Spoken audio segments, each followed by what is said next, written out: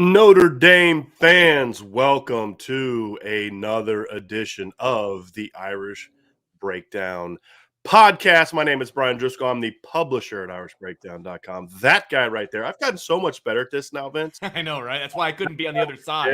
I would have Yep. messed everything up. Oh, crap. No, he's over that way.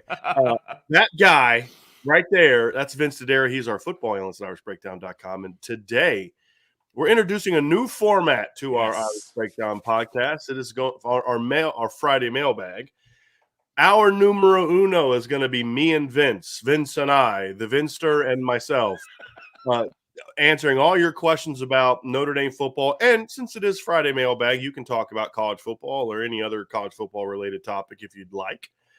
And then in hour two, I'll be joined by Ryan Roberts, our new director of recruiting at Irish Breakdown, whose today is his first official day at Irish Breakdown. He made it Twitter official. He had the picture of the empty desk from his old job. Yeah, because I convinced one guy to leave his teaching position to come work here full time. I can't, convince my friend here, Vince, to do so. But hey, it is what it is. I have a feeling he has a couple less dependents at the house than I do. 4 less, yes, 4 less. Right.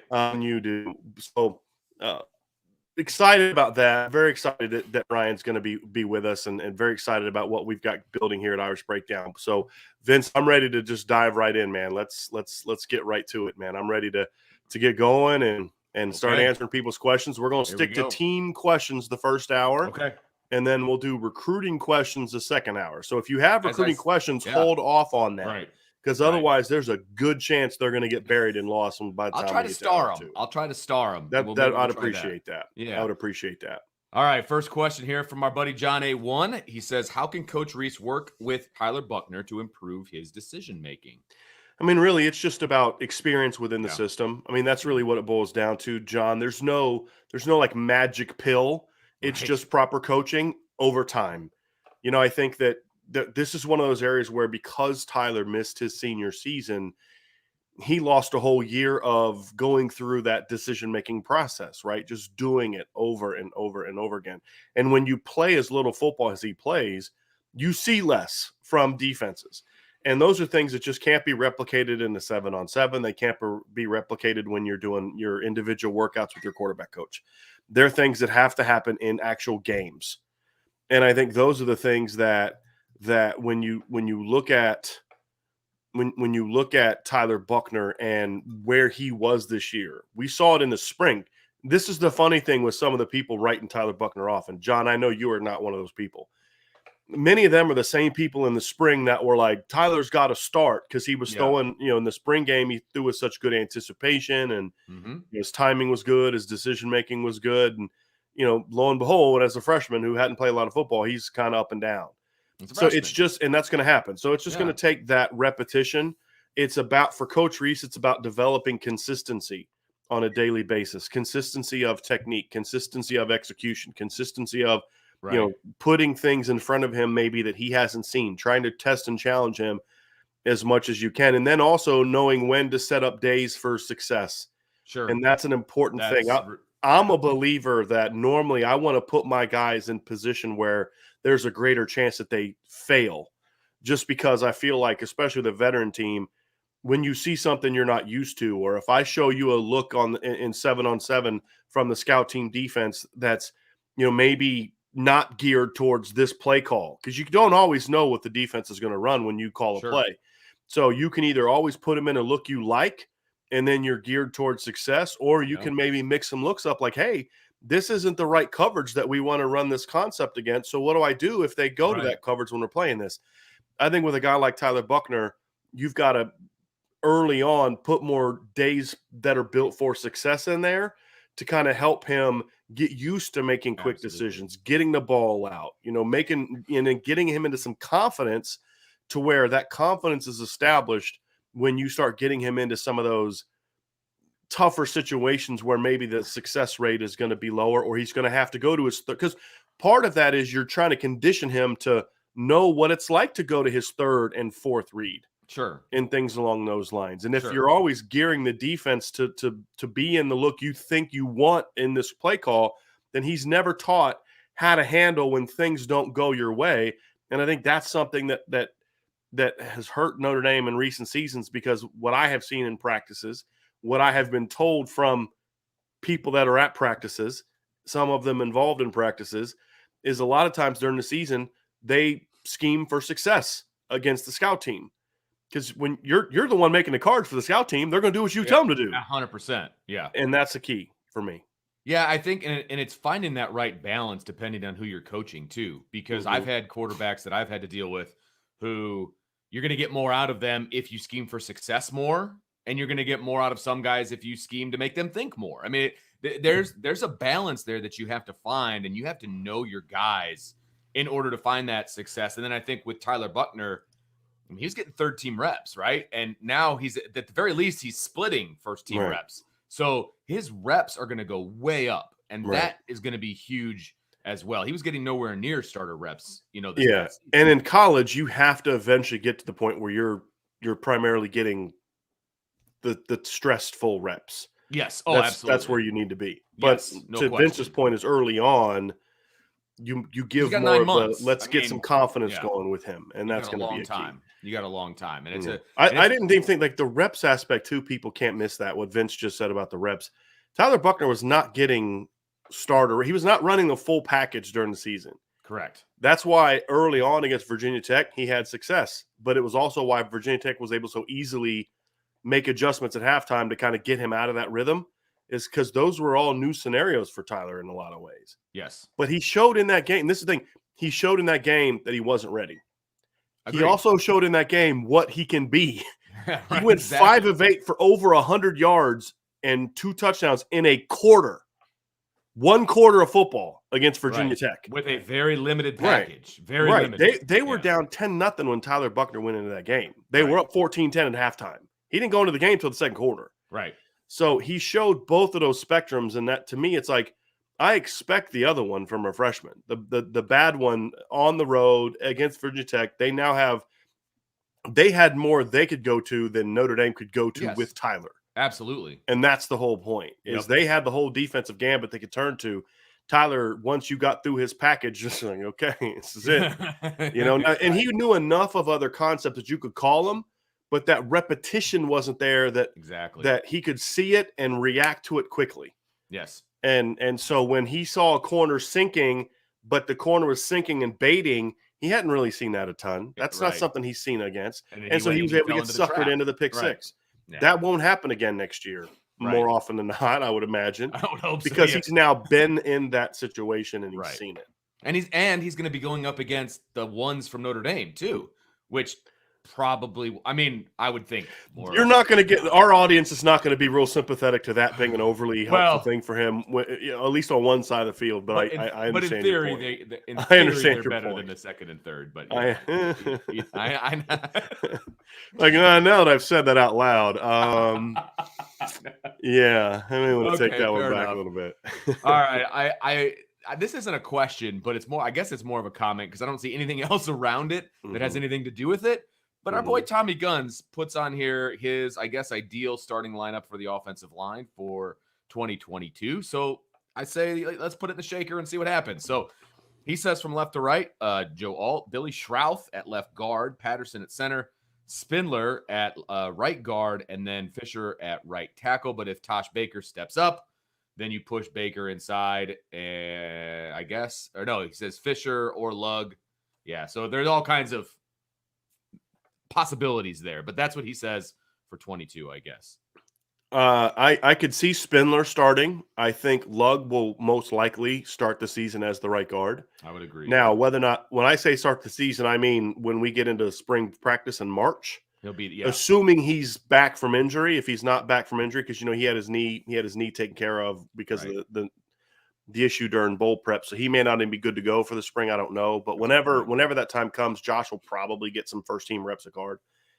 Whether he keeps that job or not, I don't know. I'd be surprised if Billy Schrouth started at guard. Yeah, he's going to need time in the weight room. He's going to need time to build up his body. He's not a huge guy. Billy's not a 320-pound guy, and I think he might need some time before he's getting starting reps. If I'm wrong on that, that's great news. That's really great news. But I think he's going to need a little bit of time before he's in the starting lineup. I think Spindler maybe being at left guard in a battle with Kristofik is something I'd like to see, or you could have him battling at right guard with Lug. Like, I could see a scenario where Kristofik and Spindler are battling at left guard. This is just my opinion. And then Lug and, if Dirksen comes back, and I don't know if he is or isn't come back yet, but, Lug and Dirksen, and then maybe Schrouth is there because you want to get Schrouth in a position where he's going to groom behind some veterans, and either A, he beats them out, or B, he's kind of gets a year under his belt to where when those guys leave, he steps in. Now, of course, if at that battle at left guard, Kristofik and Spindler both look like they're capable of starting, you could easily move one of them back over to right guard.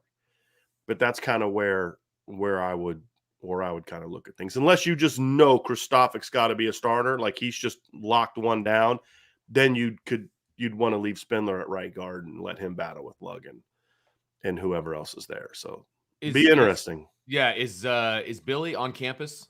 I believe he's an early enrollee. Yes. Okay. Let me look up my list of early enrollees. Okay.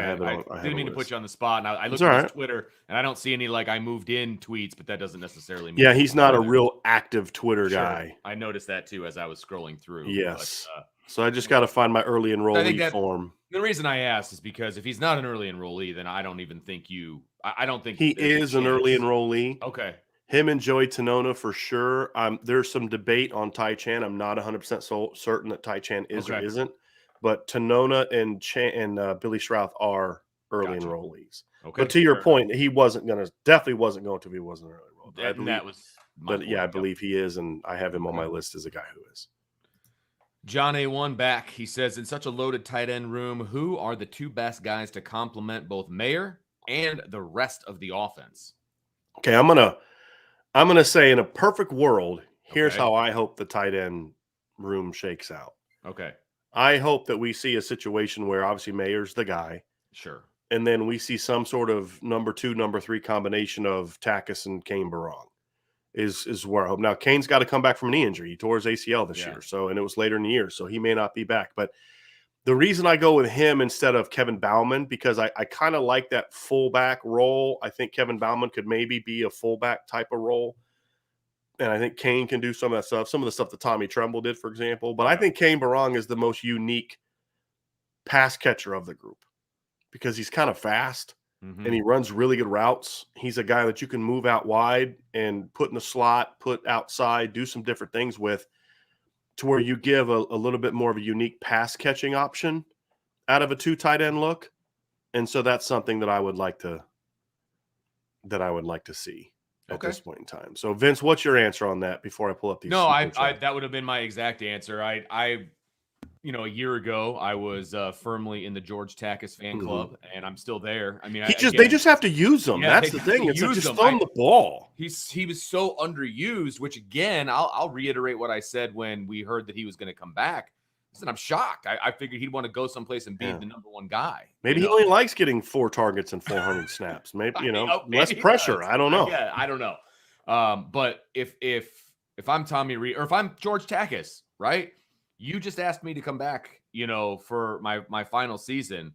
I'm gonna say, look, if I'm coming back, use me. Like I think I've proven to you that I can be trusted when the ball is in my hands. And if not, that he shouldn't have been brought back. Bingo. Exactly. If he's not good enough to make plays in the pass game, then you shouldn't have brought him back. Bingo. In my opinion. Completely agree with that. So hopefully that happens. And so, yes, George Takis was absolutely. And I think Kane Barong is the most complete tight end of the rest of the guys at this moment. At this moment, he's rehabbing a knee injury, like you said. But I think if fully healthy, he's my second guy behind Mayer as well. So, yeah, I really want them to use George more. Just use him, right? If you're going to bring him back, use him. Yeah, doesn't mean he's got to catch 55 footballs, but he needs, if he doesn't catch at least 10 balls next year, there's a problem. Yeah. And, it'll be like one game where he has like 4 because they're trying to stop everybody else. Sure. But that sends a signal to the next number of teams like, hey, if you don't guard this guy, we're going to throw him the ball. Absolutely. As simple as that. If you don't guard this 6'6", 250-pound athletic kid, we're going to throw him the ball. Right. And he's going to hurt you. I mean, that's just to me what they need to do. Agreed. Sean S. with the super chat. Are we saving national championship hopes for the 23-24 season? I don't save hopes for the future. I save hopes for right now. Yeah, my focus is on trying to win in. Now, could I make a case that 2023 is going to be better? Well, maybe in some ways, yes, it will be. In other ways, you're not going to have Isaiah Foskey in 2023. You're not going to have Cam Hart in Adamola 2023. brothers. You're not going to have you're not going to have the Adamolas. So, look, I think this team has a chance to go out this year and do some damage. Sure. Are they going to win a title? I don't know. It's always hard to do, but my expectation will be that you enter the month of November with a chance to play for championship. And I'm not going to get into the whole, well, I like Marcus Freeman and I think he's a great coach and I want him to be successful, all things that I believe. But so I'm going to lower the standard that I held Brian Kelly to for 12 years. No way. That's not how I am. That would be unfair to Coach Freeman, and that would be biased on my part because I like one guy and didn't like the other. Look, everybody knows my feelings on Brian Kelly. I was not a fan of Brian Kelly as a person, but I thought he was a guy that could win if he would have been willing to make changes. He was not, and so he didn't win. And he, tucked his tail between his legs and ran to where he think it's going to be greener pastures and easier to win. He was always looking for the easier path. That was always Brian Kelly's thing. And how is LSU not the definition of the easier path compared to Notre Dame? Right. Yeah, I mean, yeah, exactly. In some ways, in other ways, you could argue it's harder, but he's looking at it from, it sells itself and blah, blah, blah. So anyway, my standard for Marcus Freeman will be the same, right? It'll be the same. Look, yes, you're a first year coach, but you were handed a really good situation. Yeah, you can't be drinking at the same moment. I'm coughing my lungs out. Yeah, because to get that's where you get that dead air time. The point being is look, just like this season, you say the expectation is championship, and if you fall short of that, you look at it, you evaluate it. Okay, where are the areas they didn't do what they needed to do? Where are the areas they did? Sometimes you can say, look, the expectation was a championship, but they just weren't good enough because of this, and this. Are they correctable things? Are they things that were a result of Marcus Freeman? Are they things that were a result of the stink that Brian Kelly left in certain areas, or circumstances went this way or that way? I mean, there's all types of things you could look at and say, okay, this is why, and then you evaluate it and you make your evaluation and move on. But no, I am focused on 2022 as a year where Notre Dame needs to go out and we're waiting on them to take that final step, right? And this is just another opportunity for them to do that. Yep. But it's a good question, Sean. And Sean has another super chat. Thank you for that, Sean. Can Tyler Buckner stay healthy with his running style? Look, there's always a chance when you run the way he does and when you're a mobile quarterback that there's a chance of injury. There's always that chance. I mean, Jack Cohn had a more long-term damaging injury in college than Ian Book did. There you go. And nobody's going to compare the mobility of Ian Book versus Jack Cohn. So, again, that's one example. But look, football inherently is a dangerous sport. So I think the other thing too, Sean, is we have to remember that Tyler Buckner went into games this year to play a role. Correct. Because that's how they used him this year doesn't mean they're going to go out there next year and run him 20 times a game.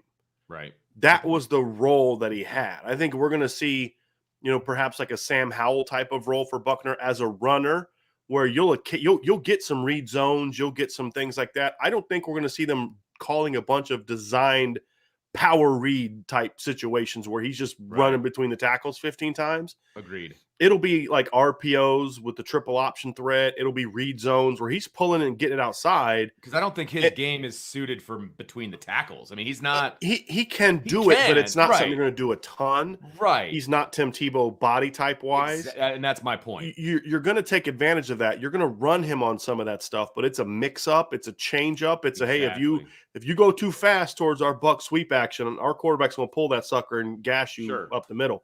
Yes. The thing about a lot of those read zone stuff is he's either getting tackled from behind a lot, or he's stepping out of bounds, or sliding, or getting tackled one-on-one in space. Those aren't the damaging hits that wear your body out. Right. The ones that wear your body out is when you're running a lot of quarterback reads and quarterback zones where your quarterback is a primary ball carrier. Correct. I don't think they're going to do a ton of that with him. I think his running success is going to come from scrambles and being on the perimeter with read zones, RPOs, bootlegs, power reads are going to be then a mix up and a change up to that, if that makes sense. But I think it's a very fair question. I do too. I do too.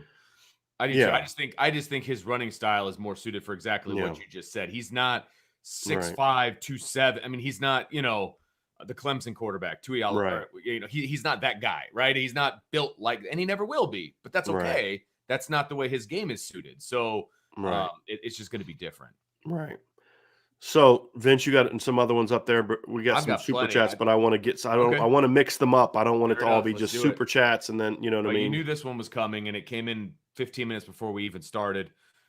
Steve Kerr, any intel on defensive coordinator and defensive line positions? Defensive line is the position I expect to be filled first, actually. Really? According to my information yesterday. Yeah, Interesting. I don't think he's I think that Marcus Freeman is very much in a I'm not going to have a guy that comes in here wanting to bring all of his own people.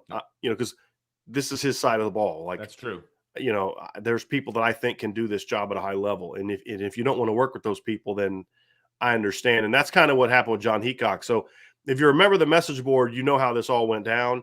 2 days ago, Football Scoop released a update saying that John Heacock, the defensive coordinator at Iowa State, and Notre Dame were working on a contract.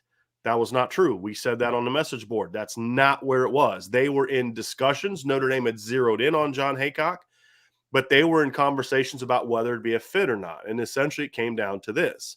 John Heacock was interested in the position, but wanted to bring his own guys with him on the staff, meaning he wanted to bring the Iowa State defensive staff and there might have been some other people. Sure. I was never told specifically who it was, but it was like his guys. Usually that means guys from your current staff or guys you've recently worked with. And Marcus Freeman said, no, I've got a staff that's already great, and that staff is going to be who you're going to work with. So if you want this job, you're going to come and be part of the staff you already have. John Heacock wasn't willing to accept that. Marcus Freeman wasn't willing to budge, and so it moved on. So that's John Heacock. Heacock was the primary, like at this moment, was the guy that they were zeroing in on. But Marcus Freeman always had, I also like this guy, and we want to find someone that wants to be here and be part of these guys. So it's not starting over from scratch. It's just moving on to the next list. I was told that Heacock was the kind of became the primary target because of his experience. He's and because of sort of the type of offenses he's faced, as we talked about yesterday, relative to who Notre Dame is going to face. But there was definitely other guys on the list that he likes a lot, and he's going to kind of move on to that next guy. But D-line coach is as far as updates, it's not even been 24 hours since we broke the story about Mike Elston leaving. So there, and the coaches are on the road today recruiting. So I saw some of that. There's not going to be, like, Marcus Freeman's, I think, down in Florida right now on the road recruiting, and there's not going to be any movement on that for the next couple days. It's going to kind of, hey, he's been working on it for a week. Let's figure out who we want. Let's see if we can get some guys interested to come in for an interview. Marcus Freeman is known for a while. I mean, this is not a new week. information. Yeah, like a week. Meaning a week. Yeah, right. I mean, that it seems like a week seems like an eternity right now. Yeah, but he's known because 9 days ago is when Michigan's D-line coach left. Right. And it's kind of, Michigan immediately went to Mike Elston, and Mike Elston immediately told Marcus Freeman he was interested in a job, which is, again, how you're supposed to do it. Yes. And so he's had a chance to work through some of that stuff. But no, it's a good question, Steve. But there's no new intel in regards to, hey, they're moving on to this guy. And, this is one of those frustrating things because of the glory seekers on Twitter with anonymous accounts. That Notre Dame's already hired like 3 different coaches that aren't going to be coaching at Notre Dame next year. Hilarious, by the way. But yeah. So exactly. Anyway, I got another one. If you don't, yeah, go for it. Okay. Toe Jams. Is anyone else wondering? Because this is similar to what we were just talking about. If trying to find a defensive line and a defensive coordinator at the same time is crazy, isn't the new DC going to want to have some say about who his defensive line coach is? I mean, I think he would. Some coaches would, some won't. It just depends on A, how bad they want to be at Notre Dame, and B, what their relationship is with Marcus Freeman. And for me, a more veteran coach, a guy that's been a coordinator for a long time, like John Heacock, he's going to want more control. I think that Marcus Freeman is going to have to – he's going to either have to, A, relinquish control of the defense more, which I honestly don't want him to do. I don't either. It took me a long time. The only reason I said Brian Kelly needs to stop being involved in the offense back in the early 2010s is because he wasn't putting in the work anymore. Right. And this is the argument that you and I used to not have against each other, but kind of with each other, because, shocker, we agreed on a lot of things. back then was, as long as he's putting in the work, I wanted Brian Kelly to still call plays because he was really good at it. Right. The problem is Brian Kelly stopped putting in the work to be on top of the game.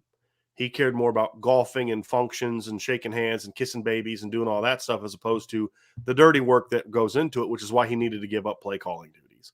Personally, I'd like Marcus Freeman to still call plays. Me too. I'd like for him to hire a D coordinator that's going to kind of put game plans together and Marcus is going to call plays.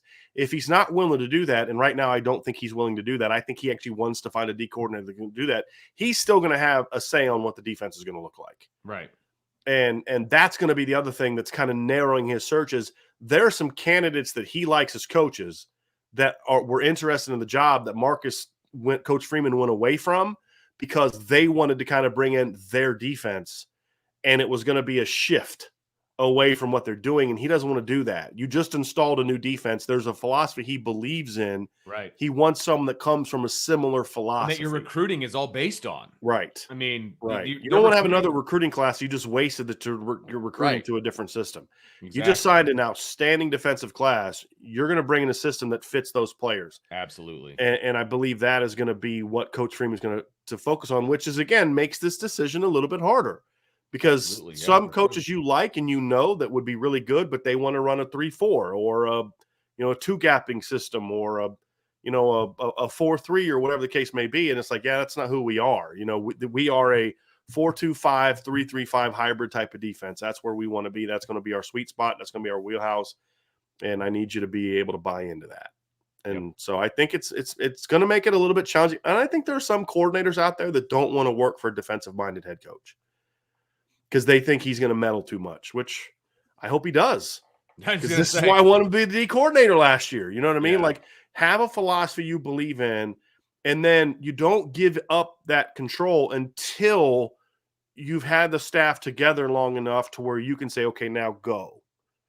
That's the reality, and it was true for Brian Kelly too. It's like, eventually you need to give up control, but it wasn't immediately. Because you have a philosophy and a vision that you have for that part of the ball. You got to make sure everybody understands that and that they can carry that out before you just kind of turn over that control. Yeah. So I got a super chat down here, Vince. All right. Oh, a two-parter, Corey. Yeah. Coming in hot. Thanks, Corey. He says, two-part question. What are you hearing regarding D coordinator? I think we checked that box already. And do you feel better about the Stuckey hiring? There's nothing to feel better about until he coaches. Yeah, I mean, exactly. I think we went over all of it kind of yesterday. Right. All the pros and cons, and now he's got to show me. Yeah, look, exactly. I said, what we said yesterday is true today. I would have liked to have hired DeMarcus Shepard. That's the guy that I liked. They were blown away by Chancey Stuckey. People that I know and I respect that were involved in this process were blown away by him. Because I know what they were looking for and how their minds work, I'm willing to give them a chance to say, okay, let's show that this is correct, right? But I need to be shown, because that's how we do it here, right? We don't just blindly follow people here. I'm going to give you the benefit of the doubt that you made a hire that you truly believe in because you think it's going to work out.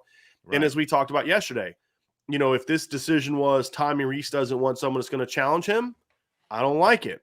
If this was more about, yeah, we love that you've got a lot of ideas, but this receiver position needs a lot of work, and we need your attention to be on fixing that. Right. That's a different way to look at the same conclusion. That's going to make a lot more sense. Chancey Stuckey is coming to coach the wide receivers.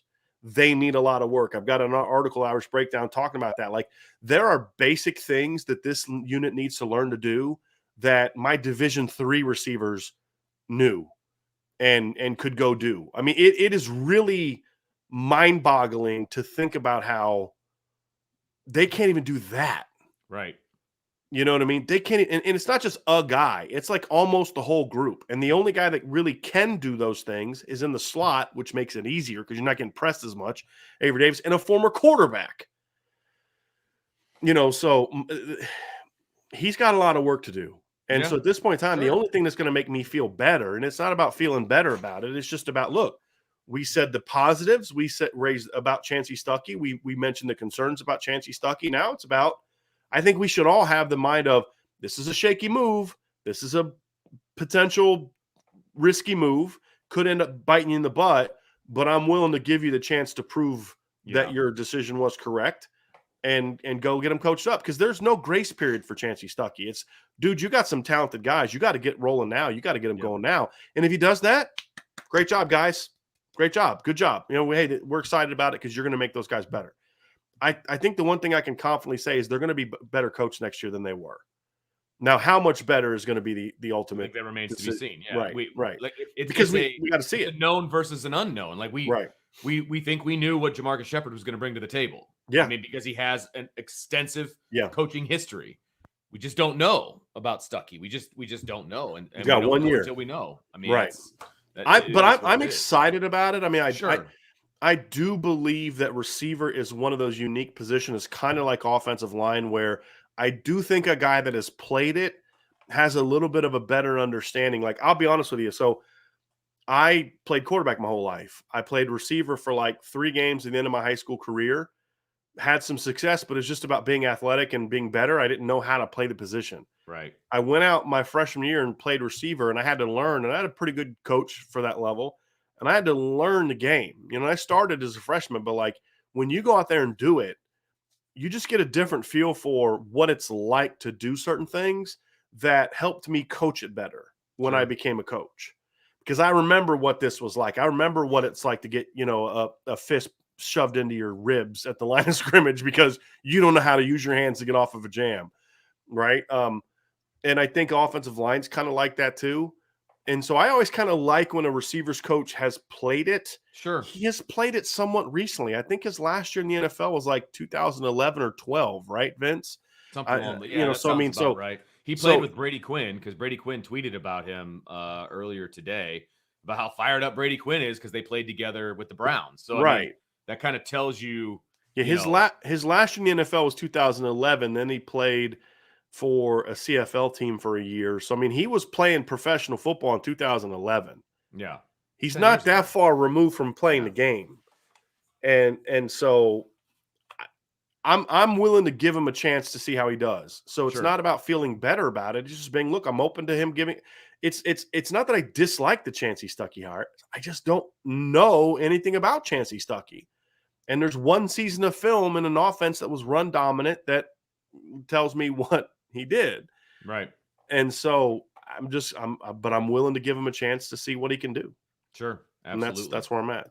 That's not going to, in case you want to ask this a week later, this isn't going to change till we've seen him coach. Right. And we're not going to see him coach really until the fall. And there's like, what we'll do is we'll have some shows that we will look at the film, and I'm supposed to get some, I haven't checked yet today, but I'm supposed to be getting some all 22 film in today. As I evaluate that, I'll have some things to say about what he did or didn't do at Baylor, but still, one season at Baylor doesn't make me feel like, okay, I totally understand why you turned down Jamarcus Shepard now. That one season at Baylor isn't why they turned down Jamarcus Shepard and other coaches. There was more to it. They see potential there that maybe isn't quite there yet, that they're buying into. So we're going to really need to see him coach. Yep. And until then, my opinion isn't going to change. I said what I said. I'm excited to see what he can prove. I think there's some potential there. People that I know and trust think very highly of Chancey Stuckey. Right. Yeah. Since I don't know a lot about him, nor does anybody in this audience really, I'm willing to give them the benefit of the doubt. This isn't blind faith. This is just, okay, all right, here we go. Let's now see him do it. Right. If it doesn't work out, you're not going to like what I have to say about it. But if it does work out, you're going to like what I have to say about it, because I'm going to give him an honest opportunity to prove himself. And, from what I've heard, the one thing I've heard a lot about Chancey Stuckey of is he is I've talked to maybe about 3 or 4 people that know him, and they say, look, man, this is one of the best people you'll ever meet. He's honest. He's a man of faith. He's fiery. He's passionate. He's loyal. And I think so that part is cool. Looking forward to seeing that, But Del Alexander was a pretty good guy. And I need to see you go out there and coach football at a high level. And that's what we're going to find out. And I think that's legit. I mean, that's where we're all at. Quick one here from Alan. He says, when is the latest time that you should have a D-line coach and a defensive coordinator? This is for IB. Bryan, your opinion. And then he says, how long should you wait? It's not about waiting. You wait until you find the right candidates. Yeah. And that's what it is. And Alan, for me, you need to have someone in place a week before you start your spring prep, because you need at least a week with that coordinator and the staff to kind of get a plan together, and he's got to coach the coaches on things that he wants. They're going to have to coach him on things too, because I guarantee you Marcus Freeman is going to have the new defensive coordinator do what he did when he came, which is you're adopting the terminology that already exists as opposed to making all it. It's easier to have one professional grown-up coach, right, learn new terminology and smarter than it is to have 40 players, 50 kids learn new terminology. They're going to have to learn new schemes, because you're not just going to run. You're not being handed the playbook from last year saying, run this. It's not how it works. You're going to adapt your system into that terminology, so at least the terminology is similar for them. That takes time. So you want to have them in place at least a week or two before you begin your prep for the spring. And then, of course, spring ball starts. So there's spring prep. It's like the week or two leading up to the spring. Yeah. And then spring ball starts, which will probably be sometime in March. It's usually in the middle of March. So you want to have someone hired by the middle of February. Absolutely. So they're not in crunch time yet. No, not really. Right. No. It's I think we're still in this old mindset of you can't have it last because you've got that signing day coming up in February. There's not a single defensive recruit in the 2022 class Notre Dame is talking to. There's no hurry. They shouldn't be. They had a great class. They're good there. It's a little different because there's a couple receivers they're trying to get. Yeah, right. So, I can understand wanting to speed that process up a little bit. Sure. Still recruiting that. You need to go in the transfer portal and get some guys and things like that. Let me ask you this real quick, because I'm sure you have a better idea than I do. Chancey Stuckey's the guy, obviously, at wide receiver. He has not been officially announced by Notre Dame. Is he allowed to be on the recruiting trail for Notre Dame at this point? He can't be out on the road yet. Okay. Until there's certain things that you have to go through. Okay. Before you can kind of go on the road. You got to be officially hired. You've got to have contracts signed. You've got to have all that stuff done. But there are things you can still do in the meantime from a recruiting standpoint. Gotcha. Once he has signed his contract, there's some things that he can start doing from the office. Gotcha. But he can't be out on the road. I knew there was loopholes and not loopholes, but like certain things you can and can't do. And cool. Sometimes if let's say that I got hired as a receivers coach, I'm just making this example, and I signed my contracts and all this, I could not do a single thing on recruiting because I'd still have to go through the NCAA mandated rules tests and all these different things and classes to be able to recruit. Interesting. Chancey Stuckey doesn't have to do that because he is a Division I coach. He has already done all that, right? Right. If a guy if they hired an FCS coach, he couldn't do it right away because it's a different test. It's a different standard. If they hired a D3 coach, it's the same thing. Chancey Stuckey is already an FBS coach. So that's already done. It's already passed those tests to be on the recruiting. Gotcha. So, yes, that's where we're at. Okay, cool. Thanks for the clarification. You got one in the holster? Yeah. Here's one down here. We kind of talking about some quarterback stuff. So Gavin is a little fired up about this. Go ahead and read that one, Vince. Okay. Really hate the chat just loosely disrespecting Angeli. The kid hasn't even taken a snap, and you don't know how much better he can improve. I'm not saying he is that guy, but goodness, let him work. That's fine, Gavin, but otherwise then we can't say anything about any recruits until they get to Notre Dame and play. Our job as people have coached and played and are paid to evaluate players is to give you an assessment of what we know now. We are always open to a kid proving us that he's something different. That's a given. What we say about Steve Angeli doesn't mean we don't think he can get better. Sure. Every kid has a chance to get better. But what we are also paid to do is tell you what we see in him right now. And what we see in him right now is just that he's not a guy that's going to come to Notre Dame and be a needle-moving quarterback. He's not. He doesn't have a big arm. He's not super athletic.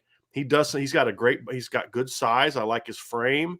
He's got a nice release. He's a gamer. He's a winner. Comes from a great program. All those things are good. Everything I've heard about the kid as a young man is all positive. But the reality is there's nothing on film that jumps out and makes me say, hey, this guy's got a chance to really be something. And he just doesn't have that right now. Could he develop it? Sure. Nobody thought Mac Jones was going to be Mac Jones when he signed out of high school. Nobody Good thought call. Joe Burrow was going to turn into Joe Burrow when he came out of high school. I'm pretty sure Steve Angeli, I'm going to look this up now, but I'm pretty sure Steve Angeli ranks higher on the 247 composite list than those two guys did. He definitely ranks higher than Mac Jones, yes, and he's only 7 spots behind where Joe Burrow was. He's 295 on the composite list. Joe Burrow was 288. Mac Jones was 399. So sure, he could become the next Joe Burrow or Mac Jones, but I'm not going to sit there and say that because he hasn't shown that on film. Okay, so it's not disrespectful. It's just called honest analysis. And if you don't like it, I understand it, but I mean that's what we do. We don't do the homer takes of, hey, this is what the kid showed on film, but don't worry, he's got a chance to be the next Joe Burrow. This isn't the show for that, right? And we like Steve Angeli. He's a nice kid, but our honest assessment of the kid is he's just not that great. And he showed at the All-Star game, which I don't care a ton about. He did some nice things during the periods when there was no defense, but when they got to the game and he was just kind of there, so he's got a lot to prove, but we'll give him a shot. Cause as you should know by now, we always want to be wrong when we don't think a kid is a great player, cause that's good for Notre Dame, but we're not going to say it just because he's going to Notre Dame. So there you go. John A1 wants to know, is it possible for Estime to jump Diggs and be the complement back for Tyree? It's certainly possible. Yeah. I mean, look, I don't think Logan Diggs is so far ahead of Audric Estime that a good offseason by Audric Estime is not going to shake up the depth chart. I don't think that's true at all. So, yeah. It's got a shot. Sure. Absolutely. I mean, I think Logan Diggs is a guy that's got a lot of talent. Everybody knows that. I've always liked Logan Diggs. But Logan Diggs needs to stay focused and continue to compete for jobs, not think that he's arrived. And I'm not saying he thinks that. I'm not saying that at all. I'm just a general statement of any young up-and-coming back that thinks he's going to go into this offseason. Hey, I kind of ended the season as sort of the 1A, 1B type of situation. That may be how you ended 2021, but that doesn't guarantee you how that's going to be in 2022, because you think Audric Estime was happy with his reps this year? No. So what we're going to find out about Audric Estime is, are you going to react to your lack of snaps in a way where you go pout and you're upset and you feel you should get more snaps? Or are you going to say, I didn't like that I didn't get any snaps this year, so I'm going to go out there and earn me more snaps next year? And if he has that latter mentality, then he's going to be a hard guy to keep off the field. And if you don't bring it and this is what I love about the depth chart. Jadarian Price shows up early in the spring too. I mean, goodness gracious. I cannot wait to see that battle, because that's 4 guys where, hey, man, if you don't want to bring it this week, if you want to take the week off mentally or you don't want to bring your A game, there's 3 other dudes that are just chomping at the bit to pass you up on the depth chart, or 2 other guys or 1 other guy, depending on where you are on the depth chart. Exactly.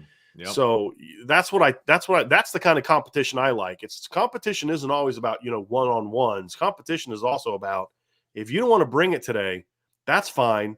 I got another guy back here who would love your reps in practice. Exactly. And I think that's another reason depth is so important. That's a program thing, right? You talked the other day about the difference between a good team and a good program.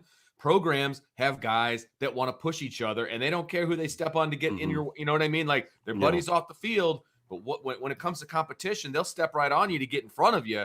They want those reps, but that pushes the guy that's in front of them to be that much better. There's nobody pushing you, unless you've got some really, really, really good internal motivation, you're just not going to get better. I mean, you need somebody to push you. And I love that. That's again, that's what makes a good program outside of a good team. So I think it's fantastic, frankly.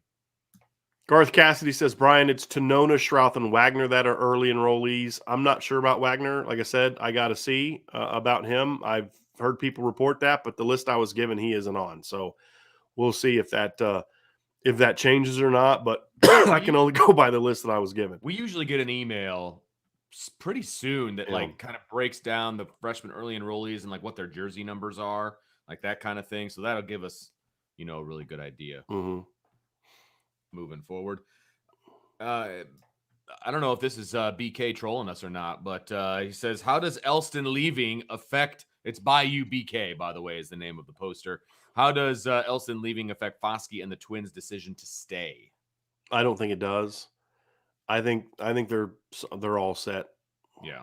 I think they're all set. I wouldn't have liked Elston's decision before they made their decision. Mm-hmm. I don't know how much it would have affected. Maybe not at all, but now that they've already made the decision, I don't think it's going to change. Yeah. I will say that. Joe with the super chat. Thank you very much, Joe. Hey, guys. Thanks for all your work on keeping us up to date and also keeping things in perspective. Still crushed with Elston leaving. Do you think we'll lose some recruiting battles with Michigan now? That's an interesting question, Bryan. Yeah, I mean, they've lost some battles to Michigan, and I think they'll lose some battles to Michigan. I think, guys like they'll continue. Michigan will definitely still get like guys like Braden McGregor. They'll still beat Notre Dame for. You know,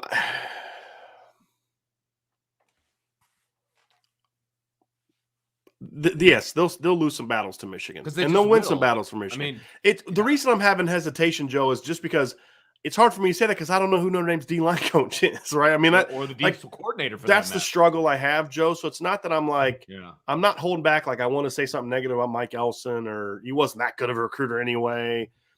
It's just I don't know who he's going against, right? I mean, if there's some names being thrown about that if they hire that guy, I'm going to be like, this isn't going to go well. And if they hire some other names I've heard thrown about, I'm like, they're going to recruit some dudes now. I'm excited about this. Yeah. Those are things that I think are I mean, we'll have to kind of see. So, I mean, a lot of this, Joe, and I appreciate the super chat, but it's just a lot of my hesitation is just it's hard for me to evaluate how Notre Dame is going to do in D-line recruiting battles against Michigan and Mike Elston when I just don't know who's going to be doing the battling. I mean, Marcus Freeman's going to give me a shot, to win those battles if I'm Notre Dame, but I'd rather have Marcus Freeman and another couple really good recruiters at D coordinator and D-line coach. And so until I know who those guys are, it's going to be a little hard for me to say one way or the other that Notre Dame is or isn't going to do that. So that's my hesitation, Joe, and I think that's understandable because I just need to see who it's going to be before I start saying too much. Absolutely. Raheem Pelham, thank you very much for the super chat. Position by position, what is the most athletically gifted defensive lineup Notre Dame could put on the field next year? I like this question. We're just talking about athletic. Here. Okay. So if we're just talking about pure athleticism next year, just pure athleticism. Start in front, go back. I'm going on the outside of the edge. I'm going Isaiah Foskey and I'm going Riley Mills, which is what we think it would be. Okay. And if we're going to go with the defensive line, just pure athletically gifted. So it doesn't say the most athletic, but athletically gifted. I'm going to have to go Jason Adamiola and Justin inside? No. He's 200. Yeah, he's not playing nose tackle. I'm going to have to go probably. Well, you know what? If I'm going to go athletically gifted, I'm going to have to try to figure out a way to have Riley Mills and Jason Adamiola inside. And hopefully it can hold up. And then probably have Alexander Ahrensberger because pound for pound, he's one of your best athletes on the defensive line. Pound for pound. Okay. And so that would be my 4. If we're just going to talk athletically gifted, I'm going to have to find a way to get Aiden Gobira in that conversation. That was going to be the one I was going to bring up. You nailed that one. I was like, we got to find a spot for him. Yeah. At linebacker, I'm going to have some combination of Maris Luafau, Jalen Sneed, and Josh Burnham. That's going to be. I mean, again, we're just talking athletically gifted, right? That's my 3 most. No. I'm sorry. Some 3-man combination of Maris Luafau, who's a kind of a freaky athlete. Yep. Josh Burnham, Jalen Sneed, and Prince Colley is going to have to be sort of my rotation. Yeah. 4 men for 3 type of rotation. Right. At cornerback, if we're talking athletically gifted, it's going to be Cam Hart and Benjamin Morrison. At safety, if we're just talking athletically gifted, it's going to be Ramon Henderson and Xavier Watts. I don't think Brandon Joseph is one of the 2 best athletes at safety. Right. I think Brandon Joseph is one of the 2 best players at safety.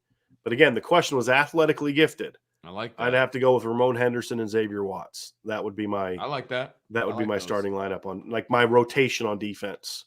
And then I would have Ryan Barnes in the mix in there as well because pound for pound, inch for inch, he's a pretty darn good athlete. He's so long and athletic. Yeah. Agreed. Yeah, and that's the thing too about athletically gifted. athletically gifted for your size and or position. So like I'm asking a 6'3" guy. I'm not asking Ryan Barnes to do things that Jaden Mickey does athletically, and I'm not asking Jaden Mickey to do things that Ryan Barnes can do because of his length. They're different players, and you use them accordingly. So very good question, Raheem. Yeah, I like questions like that. All right, Anthony K. Shea with the big super chat. Thank you so much, Anthony. Very, very much. He says the entire mentality of Notre Dame football has to be changed. Back in the day, we were it. Call Tony Robbins, please. What the mind of man can conceive and believe it can achieve. No more excuses.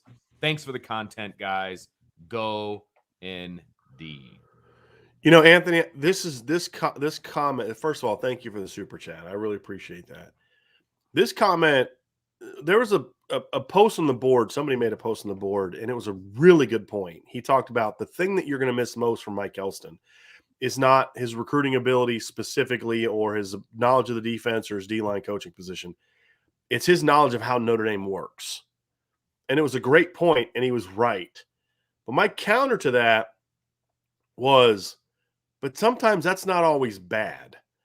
Basically, all the longtime assistants of Brian Kelly and Brian Kelly are now gone, and with the exception of Tommy Reese, he's the longest tenured coach now at Notre Dame, a 29-year-old. And sometimes I think that's okay, because I think what happened was even a coach like Elston, who did a really good job recruiting, his recruiting got better the last 2 years, meaning the 22 and 23 classes. Not 2 years, 2 classes since Marcus Freeman arrived. We said this at the time. Notre Dame does not get Tyson Ford and probably doesn't get Aiden Gobira if it's not for Marcus Freeman. I talked to a source today. Brennan Vernon's not going anywhere. And we'll get into that, later. I'm sure people will talk about. But they don't, because he committed to Marcus Freeman even more so than he committed to Mike Elston. That's just fact. Keon Keeley, we'll see, but it's a similar situation. Meaning Marcus Freeman came in here and said, I'm not accepting the way that it is. And I think there was a comfort level where the Notre Dame coaching staff had kind of found their sweet spot a little bit. Sure. And they weren't rocking the boat anymore. This is what the school is, and we're just going to do the best we can within that.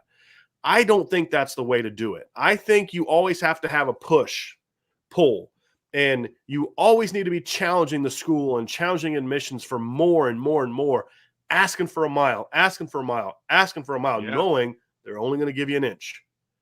But you can't even get an inch if you don't ask for it. You got that right. And I think that there was a lot of complacency with the people that had been here for a while. Well, that's just the way it is in Notre Dame. Right. And I think bringing in someone new, and now Marcus Freeman is setting the standard on what you need to do on the recruiting trail. And then Marcus Freeman is fighting those battles now to get more and more and more and more. And it's an inch at a time, an inch at a time, an inch at a time, an inch at a time. And that inch equals this player who's going to be a game changer. That inch equals this player who could be a game changer. And so in some ways, I think that is a good thing to kind of be able to, it's almost like, as much as I love Mike Elston and respect Mike Elston and so admire the work he's done the last year or 12 years, I'm also kind of excited to have more of a clean, almost a completely clean slate on defense now. Because your longest tenured coach now is going to be Mike Mickens and Chris O'Leary are going to be your 2 longest tenured assistant coaches. You know what I mean? At Notre Dame. Yeah. So that's a good thing for me. That's something I'm excited about seeing, is that whole notion of, hey, this is a new era, to Anthony's point of Notre Dame's mentality changing. It's going to change because there's so many new faces. And one of the new faces you're going to have that's an old face is someone who didn't necessarily like that the standard had been lowered by the previous head coach, which is why he was never going to come back and coach for the previous head coach. I'm talking about Harry Hiestand. Yeah, of course. So in some ways, this excites me, this opportunity that Marcus Freeman has. Not that I'm happy to see Mike Elston go. I'm not saying that. It's just that you now have an opportunity to really have a clean slate, clean demeanor, and there's no old habits to break. And I think that's encouraging for Marcus Freeman. Got a couple more super chats before we get to recruiting here, Vince. And I agree with this for the most part. The entire state of Michigan, go pound sand. Thank you for that super chat, AST. Can't say that I disagree with that at all. Kevin Carter with the super chat. Thank you, Kevin. Sorry late to the chat, but I was with everyone else on the Stuckey hire, but thought about him. about with him being smaller and successful, they might actually recruit guys with different sizes and skill sets. You know, Kevin, I never thought of that. I That's a never really thought about interesting that. take. Like, he's not going to be afraid to recruit a 5'10 receiver because he was a 5'10 receiver. Yeah, exactly. That's a great point, Kevin. Great point. Well done, my friend. It's not often I feel like somebody brings some up like, you know, I never thought about that. And you did. You did. No question. I like that because he understands the value of big receivers. He just coached a kid, Tyquan Thornton, at Baylor's like 6'3", 195. Big body, you know, win one-on-one catches type of thing. Oh, by the way, I did in the article today, Baylor's receivers only won 50% of the contested throws that were targeted them, according to Pro Football Focus, compared to 32.7 for Notre Dame's receivers. Okay. You know, so I like that. I like that. Yep. So I think that was an interesting one. And Anthony Shea he's still with the Tony Robbins. Let's get it. I like it. Hey, Marcus Freeman needs to be Tony Robbins like Holtz was. You manifest greatness. I believe he will, but we'll see. Now, and I think I think his mentality and his energy and all of that is one of the reasons that a lot of people are in the corner of Marcus Freeman. I mean, that's just, it's refreshing because it hasn't been at Notre Dame in 12 years. At least, at the very least. Right. Someone who has an appreciation for Notre Dame. Right. And isn't going to use Notre Dame as, you know what I mean? Absolutely. So. Absolutely. Yeah. Charlie Moore. Oh, this is our guy. This is our guy from Switzerland, right? So, so Charlie, thank you much for coming back. And he says Baylor wide receiver position looks good on film. Just saying. And we know, of course, that Bryan will be diving much, much deeper into the film as well moving forward. Yeah. No doubt. Bob's an idiot. Thanks for the super chat, Bob. I don't know if it's Bob. Maybe he just doesn't like Bob. I'm not sure. He says you could always say we should give Stuckey a chancey. Wow. That's a dad joke. I think that's A for effort. Okay. And then my current. Sorry. Can't bring that up. That's a recruiting one. Oh, I didn't even read it. So, okay, cool. All right. Matt, thanks for the super chat. Since the bus is back on campus, do you think he'll be involved in the program in any way? He'll be around. Official camp. He'll be around. Yeah, but he'll be around. I guarantee you, knowing Marcus Freeman, Jerome Bettis is going to be speaking to the team at times. He's going to be around. Trust me. And even if Marcus Freeman didn't want him around, that's freaking Jerome Bettis. Yeah, he's gonna come around when he wants to come around. He's one of the most engaging personalities out there. I guarantee you, him and Marcus Freeman are going to click big time, and there's going to be a role. Absolutely, no question about it. I'll be shocked. He's literally on that. He's a Hall of Famer, and he's right there. Campus taking classes at Notre Dame. Yes, he will be around the football. And he's got nothing else to do except take classes. Yes. So he'll be around. David Knight, thank you so much for the super chat. Good to see you back, David. In a small manner, can you identify some advantages and disadvantages between the 4.25 and the 3.35? No deep dive, or maybe this is an entire show for another time. I think that would be a show for another time, David. But I think it's anything. The thing about this question, the reason it's a show for another time is there has to be some nuance. I got a buddy who goes, I don't like the 3.35. Okay, why? You can run on it. Okay, give me examples. And he starts listing off these teams that can't stop the run. And so then I started listing teams that run a 3.35 that you can run on, that you can't run on, and pointed that out. And he's like, well, why do you think that is? So because like with anything, it's about how it's coached and who's coaching it and what kind of players you have executing it. I could also name you. I mean, when Gary Patterson was really coming up at TCU had some great defenses, right? Running a 4.25. Well, in recent years, his 4.25 has been garbage. I mean, TCU gave up 34.9 points per game this year. Yeah. They were terrible. Cutting edge when he first kind of put it together. Right. 2017, they were giving up 19 points a game. Right. Same defense. Yep. Now, did the 4.25 all of a sudden become something that didn't work? Or was it just that it wasn't being implemented the same way it used to be? Sure. So I personally think it depends on the personnel and it depends on how you implement it. I prefer a 4 down that can go 3 as a 3 that can go 4. That's my personal preference. But I know other people that feel differently that know a lot more about defensive football than I do. And so it's just about who's coaching it, how it's instilled, Sure. making sure and here's the big key at the end of the day, David. However you do it, you need to make sure that your structure allows you to get more bodies into the box post snap as quickly as possible. And if you're not able to do that, then you're going to have a hard time stopping the run. Marcus Freeman's 3.35 at Cincinnati was really good at that. There was a video we did about that early in the year, like after he was first hired, showing how even out of the three, there was one time where they were in like a 3-2 box, but we showed how effectively within 2 steps they got 8 guys that are in the box.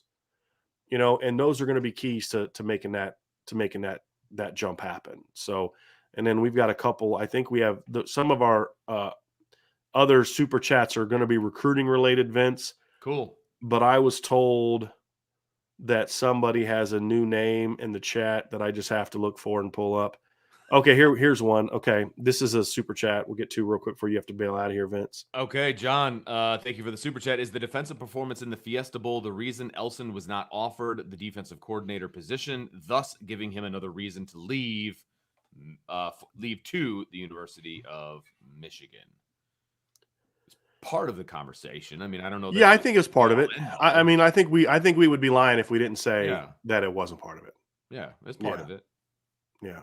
None of these decisions are never based on one single thing. It's always layered and nuanced and everything. But yeah, I mean, that was part of it. Okay, here we go, Vince. Okay. I don't know if this person's being funny or trying to insult me or whatever, but I think it's funny and they ask a legitimate question, so we're going to pull it up. How did I know that was what it was going to be?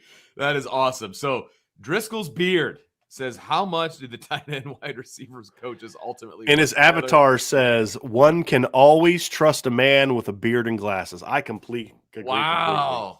Completely. I agree completely. Okay. Fair enough. So Vince is just a dirty, filthy liar. He has no beard or glasses. I mean, I got glasses attached to my Ryan. Right, when we bring Ryan in, he at least has glasses.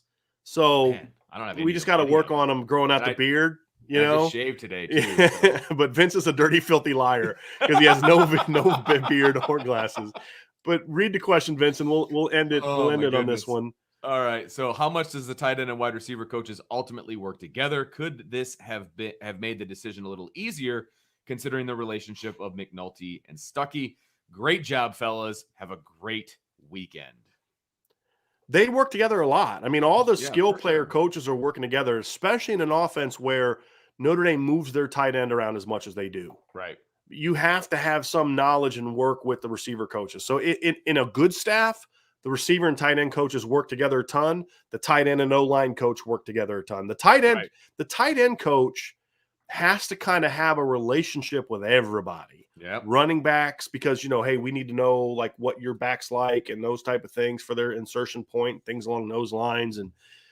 And we've got to know like the run game because you're going to be ISO blocking at times and edge blocking and all these type of things. So the tight end coach is a lot like the quarterback's coach in that he's kind of dabbling a little bit with everybody. Mm-hmm. And so, yeah, I think that relationship certainly factored into it. It shouldn't have been a decision-making thing unless all things were equal. Then you go with, well, I know this guy. Okay, that's fine. But it shouldn't have been a trump card over a better resume, and I don't think it was. I think they genuinely liked what they saw from Chancey Stuckey because I don't think John McNulty was the one making this decision. And, Vince, we got to get one more super chat from you before you go because this is hilarious. Fine. I'm good. Sean S., thanks for the super chat. Happy Friday. Do Notre Dame journalists play nice with one another, or is it like the scene in Anchorman where the newscasters brawl when they see one another? It's a little bit more like the latter, to be completely honest with you. Was it a trident? Rick killed a guy. Rick, I've been meaning to talk about this. You're going to want to lay low for a while because I believe you're wanted for murder. Yeah. It's a great scene. It depends. I'll say this. I'll say this. I will have the back of guys like Tim Priester and Sean Stiers and Tim O'Malley and there's guys like that. There's more Chuck Freebie. There's people on this beat that I absolutely adore. Yep. And there's people on this beat I don't like, and there's a lot more people on this beat that don't like me. I'll be honest with you. That's fair. But I don't care. It doesn't bother me.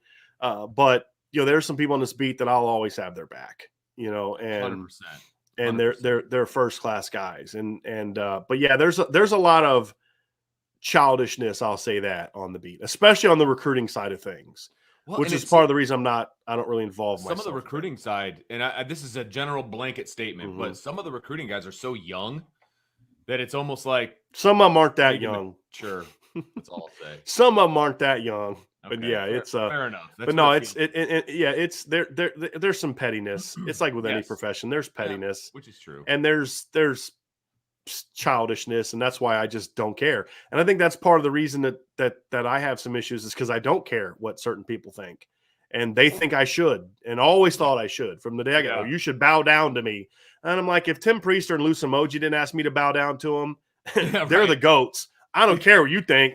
You know what I mean? Like, you know what I mean? So those are the guys I grew up listening and reading and respecting, and I always got along well with them and considered them friends, and so it is what it is. But yeah, I just had this visual of like the BGI guys running into the scene, and then the IB guys running into the scene, and then the Irish Illustrated guys, and we've all got our, like, one guy's got like a bedpost, a corner to a bed frame, and the other guy's got like a spiked bat, and I got my bat right there. Vince is putting on his brass knuckles, and and we just got reinforcements, by the way, at IB. So let's roll. Okay. No doubt. So but I'll take Bryan and Sean in a street fight. Let's go. There's no doubt about it. That's good.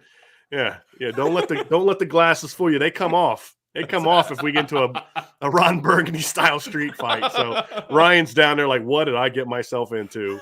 What in the because he's in the chat. Ryan's about to join the chat, but yeah, we've gone off the rails a little bit, but this was just such a funny question because I immediately got a visual of like Tim O'Malley and Tim Priester running down the, like Ben Stiller, like cracking the whip, Priester's cracking the whip, ready for the battle, It's so great. It's such a great scene. We should reenact that kind of scene or something like that. We should get everybody together and be like, hey, let's reenact the Anchorman, fight scene where all the different sites and papers kind of do their thing. That'd be so much fun. That'd be so much somebody fun. Already suggested a kegger for everybody once I saw that. Tires get done. I saw that. I'll pass. Is there Mountain Dew in that kegger? Sure. Yeah, right, exactly. But yeah.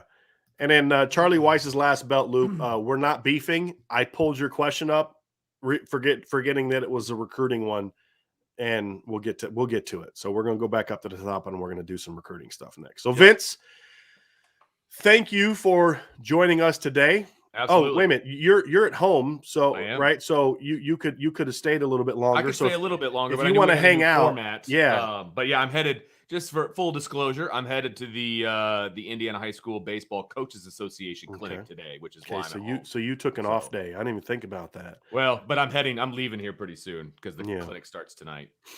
Yep. There we go. So we're gonna be joined by Ryan Roberts, who is the new director of recruiting at Irish Breakdown. Ryan, thank you for joining us today. Ryan's got you got to show it, Ryan, show it off. You got the IB Nation hoodie. There we go.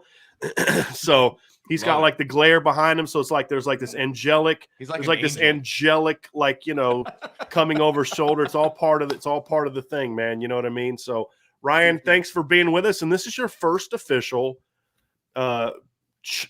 really being part of the podcast when you're not from Rise and Draft or working for someone else. You are now a member of the Irish Breakdown community. So welcome aboard officially. Yes. Welcome aboard, man. I appreciate you guys. I took a picture of my desk this morning, final day walking out, and I'm excited. And I was backstage listening to you guys be weirdos, which was pretty funny. Yeah, you showed up at like the exact wrong time. We had so much like good football conversation going on, and then you show up and it's like, we're talking about the fight scene from Anchorman and taking how off the glasses got me. It's like, these glasses come off. Well, I mean, look, I only got one pair, right? And so if they break, and I'm going to be like this the rest of the week, trying to read stuff. So nobody wants that. No. Nobody wants that. I don't need glasses on the battle. I just start swinging, and whatever I hit, I can't see you. There's three of you. I'm punching the one in the middle. So yeah, that's we're going to stay off the rails here. But no, we're excited to have, in all seriousness, Ryan, we're excited to have you on, man. And we're very excited to really dive into this recruiting thing. And I wanted to explain to people that, this is his first official day, even though he's done some recruiting stories already. He's had another job, or actually a couple, that he's been kind of devoting time to, and then he took a little vacation, as well with the missus and the youngin. So still got a couple stories out to you on that's vacation. right. Though. It's like four. I think like four of them. So got a story today about Cedric Irvin that we're going to put up later this afternoon as well. He talked to Cedric Irvin, had us on Cooper Flanagan the other day. So we got a lot going on and a ton more coming up. And Sean's official first day is Monday. So we're very, very excited. And he's already had conversation with Cardinal Tate, Malik Elzy, and guys like that. And, so we're ready to rock and roll. So, Ryan, thanks for being a part of Virus Breakdown, and thanks for joining the show today. I appreciate you guys for having me. It's going to be a lot of fun. It's a weird because it's like a transitional period, but like I'm so pumped just to be able to finally get to work now, which sounds kind of weird to put it out like that. But thank you guys for having me. Really appreciate it. So today's show, we can answer some recruiting questions, and we'll do the best we can to answer those questions. But of course, obviously, the one thing Ryan's been able to do is dive into the film and start looking at guys. And that is something I'm excited about too, because Ryan's not just a recruiting reporter. He's obviously going to be calling kids and building relationships and getting scoop and doing all that kind of stuff. But, Ryan also comes with a bit of an expertise and ability to watch film and give opinions and things along those lines. So yes, I'm still going to have my opinion and offer my analysis, but the thing I like is that Ryan also brings that. And so I always want someone that can speak intelligently about players, and Ryan certainly can do that. So we've had a lot of conversations already about certain players, and we'll be able to address those kind of things as we move forward as well. So Ryan, thanks for being with us. And then we had some super chats down here. We'll start off with this one from my guy Jay Clampin Investments, if I can go down and get to it, because he had a recruiting super chat question. Vince, do you know where that one is? The one from Jay Clampin Investments. It's going to be one of the bright red ones. I know exactly which one you're talking about. Should be easy to find. Because I read it when it came up. But it was a recruiting question. So we've tried to hold off on some of these recruiting questions. I'm almost there. Here we go. Okay. Here we go. Jay Clampin Investments with a super chat. I'm gonna go to the back room, and I'm just gonna keep doing what you asked me to do. And, sounds good. I'll hook you guys up. So, guys, everybody, I will talk to you guys later. Have a great rest of your Friday. See you, Vince. Thank you, Vince. So Jay Clampin Investments asks, "Afternoon, gentlemen. Thank you for the super chat, by the way, Mr. Jay Clampin, which I love that name, by the way. It took me about 2 or 3 times for you to put a super chat up before I got it. Before it hit me like, oh, Beverly Hillbillies. Afternoon, gentlemen. Elson leaving impact on 2023 line class thoughts. Well, it's not going to impact. It's not going to impact Brennan Vernon. I talked to a source today that is close to that situation. He said that the only departure that could impact Brennan Vernon's commitment to Notre Dame is Marcus Freeman left. Right. That's the only one. Keon Keeley remains to be seen. I know that Marcus Freeman was out to see him recently before this all happened, so obviously they won't be able to see him again because that's just the way the certain rules are. But Keon Keeley was part of the impact of. We've talked about this before. I'm not going to say anything new different now that wasn't true before Mike Elston left. One thing we have said to you many times was Notre Dame doesn't get Tyson Ford and Aiden Gobira and Keon Keeley and Brendan Vernon without Marcus Freeman. And the reason I say that is because for years, Mike Elston was just kind of the lone wolf, so to speak, going after kids. He didn't have as much help from the defensive coordinator. Marcus Freeman came in and he had that rock star personality, and that helped Notre Dame. I mean, Tyson Ford's mom came on this show talking about that very thing, about the impact that Marcus Freeman had on her son's decision. Now, does Mike Elston leaving affect them? Yeah, it affects them. They loved Mike Elston too. But as long as Marcus Freeman is here, there's going to be a little bit of a let's see who he hires type of thing first. With Keeley, I think that's going to mean more than Brennan Vernon. I think with Brennan Vernon, it's going to have an impact. Where I think this is going to have a negative impact is on some of the uncommitted players, like Luke Montgomery, for example, who Mike Elston did a great job with. Like that was one that Mike Elston was a driving force on. So those guys that were more Mike Elston guys than they were Marcus Freeman guys, Luke Montgomery being one, those are the guys where this is going to have a bigger impact. But on the committed kids, I don't think it's going to have a huge impact. And that's something that Ryan's going to be working on trying to find out here as we dive into this. That's kind of, hey, welcome to Recovering Recruiting. Mike Elston's gone. They don't have a D coordinator yet. So have fun with that.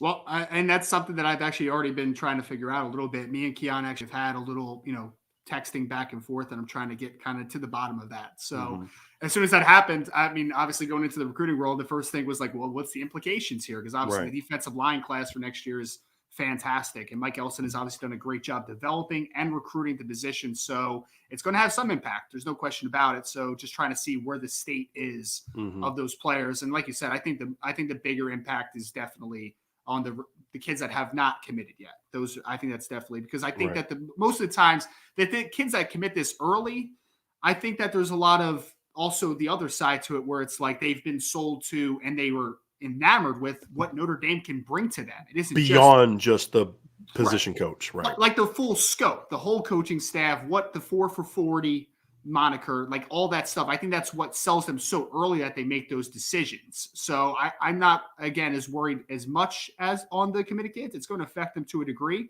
but I really want to get down to what does it now do for the uncommitted, the next guys that are on the board. Right.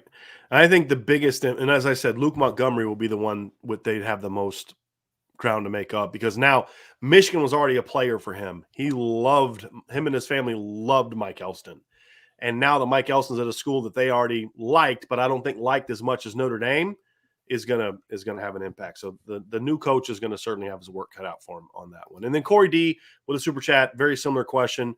With Elston leaving, are you worried about Vernon and Keeley, or do you feel good about Notre Dame holding on to them? For now, I feel good about where things stand with Notre Dame holding on to them. But again, a lot of this is going to depend on who they hire. I think they're all going to be willing to see how it plays out. They're going to let it play out a little bit. And I don't think they're not like immediate. Like, this isn't an Oklahoma situation where as soon as Lincoln Riley leaves, the whole class leaves. And part of that is because, like Ryan said, the Notre Dame staff has always done a good job of selling a much bigger picture on recruiting than just, this one coach. And so I think that's certainly something to consider, something that is going to play a big role in this. So I want to get to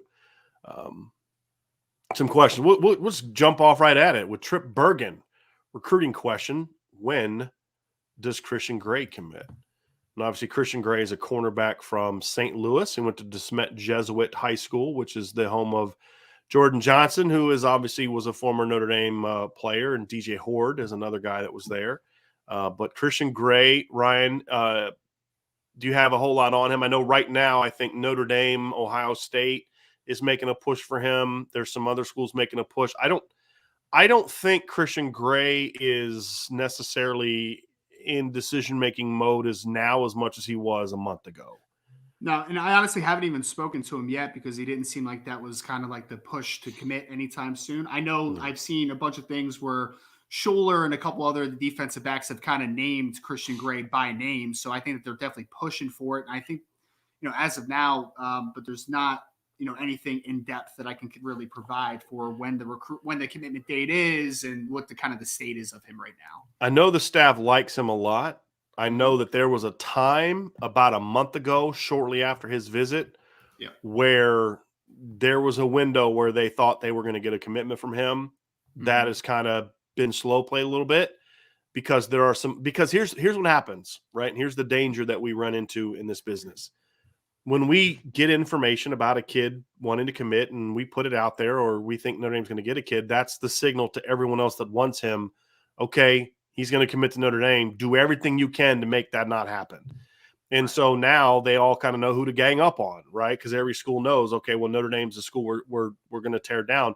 And it's not an orchestrated thing, but if these other 8 schools want that kid and everyone's saying he's going to commit to this school, then that's who you got to tear down. And I think there's a couple other schools, Ohio State being one that jumped in the mix. And Notre Dame's not the only staff going through turmoil right now. Not turmoil. That's not the word. Turnover is the word I meant to say. Ohio State basically just replaced their whole defensive staff other than Larry Johnson. And so kids who like Ohio State are going to want to see who they hire first before they make decisions. And I think obviously a player like Christian Gray is going to be one of those guys. So we're going to have to obviously see how that plays out. I'm trying to find. Here we go. Go ahead, Ryan. I was just going to say there's a lot of good defensive backs that are on the board. Right. I just spoke to Malik Muhammad, who I'm going to have a recruiting update, just kind of what the state of his recruitment with Notre Dame is. Like, there's a lot of guys that, just from a film watching perspective, I've been super impressed with that Notre Dame obviously is targeting right now. So, I mean, Christian Gray is very talented in his own right, but there's a lot of good defensive backs, it seems, in this cycle. And that right there too, Ryan, is they're getting a lot of interest from some guys like that they have even graded even higher than Christian Gray. Malik Muhammad is one of them. For sure. And Notre Dame did not make Malik Muhammad's top 12. I would be shocked if when he narrows his list down, if Notre Dame's not back on it. I'm confident in that. He had not to like put too much out there. Obviously, the piece will be coming out in the next few days, but he had a lot of nice things to say about Notre Dame. So I think that they have definitely made an impression on him for sure. And they've put the full court press on him. Freeman's on him, Mickens on him, Chad Bowden's on him. There's a lot of guys on him. So Charlie Weiss's last belt loop. This is why I pulled your question down earlier, my friend. There's no beef, buddy. It's all in good fun. But we wanted to kind of hang on to this one until we got down to it. And there was a question that we had earlier too that I want to bring back up from Matt 2011 GT. I think from a recruiting standpoint, having Jerome Bettis on campus is going to be something that I would imagine Marcus Freeman's going to want to try to take advantage of. Why wouldn't you? You'd be crazy not to. He's still a known commodity. He's still a guy that people know. Even young kids know who Jerome Bettis is. He's like a mythical figure, you know. Right. You remember the Super Bowl in Detroit and him, kind of clinging on and winning the Super Bowl, walking off, and big running back. Like people definitely kind of have some sentimental kind of feelings towards the bus, and then obviously with the Notre Dame ties, like it makes total sense. Why would you not use it? I mean, anytime a Hall of Famer comes to campus, why would you not use it? I mean, I don't care if it's Tim Brown, if it's a current guy like a Quentin Nelson, a Mike McGlinchey, like bring them all back and let them all be in front of and kind of sell the program. I just think it's perfect time for us to have a remake of the Rodney Dangerfield Back to School movie. I think we should have part 2, and it's Jerome Bettis starring Jerome Bettis, where he goes back to college after all this success and made all the money and the business deals he's made. He's going to go back to college. I think that's a movie that has to be made. I mean, like, hey, where are you guys partying at this weekend? Oh, we're going over to Jerome Bettis' house. You know what I mean? Like, I think it'd be a great movie. Great movie. Sure. And certainly a good recruiting pitch. I missed this question earlier. John A1 said, should Notre Dame look at the FCS D2 level for DC D-line coach candidates? Look, I'm all about finding great coaches. Yeah. And if there's a guy at the Division I AA or D2 level that you think could come here and be a star, go for it. I'd be hesitant to do that with a coordinator position. I'd be more willing to do that with a position coach. Now, you may get a coordinator that's willing to come here to be a position coach. That happens. Or like in the case of Vince Karras from Mount Union, he was the head coach of Mount Union, went to Toledo as the coordinator. So usually there's some kind of demotion in title when you go up a level. But look, as I've said all along, folks, if you got the chops, you got the chops. And there are some 1AA and D2 and I know I'm biased, but it's also a fact. There are guys at that level that are really good coaches. They just need an opportunity. I mean, Jim Tressel went from being a national championship coach at the 1AA level to being a national championship coach at the FBS level at Ohio State. So if you got the chops, you got the chops, John. So no, I would not look for that. So I would not look at that level per se, like meaning I'm pursuing that level to find that gem. But if there's a guy that comes recommended to you or someone or someone that applies for the job that you're like, the D coordinator at North Dakota State is interested in being our D line coach. I'm just making that up. I don't know who their D coordinator is. Ryan, you would know. All right. But who would know. You just get, hey, why don't you text Joe while we're doing this, right. Like as an example, then you may want to do that, but more often than not, that the next coach is going to come from, for sure, is going to come from that level. So that's kind of, yeah. And diamonds everywhere from an NFL there are backgrounds. You find them anywhere, man. Players, coaches, yeah, absolutely. No question about it. So you don't turn it down just because but you. If a guy can play, a guy can play. And see if we got any more recruiting questions down here. Anthony Shea, Vince is Elston's doppelganger. As I always say to Vince whenever this gets brought up, except the fact that Mike Elston's about a foot taller than Vince is. Does kind of look like him, though. I didn't does think a little bit. Yeah, a little bit. A little little bit. I'm going to bring him back in just so people can see.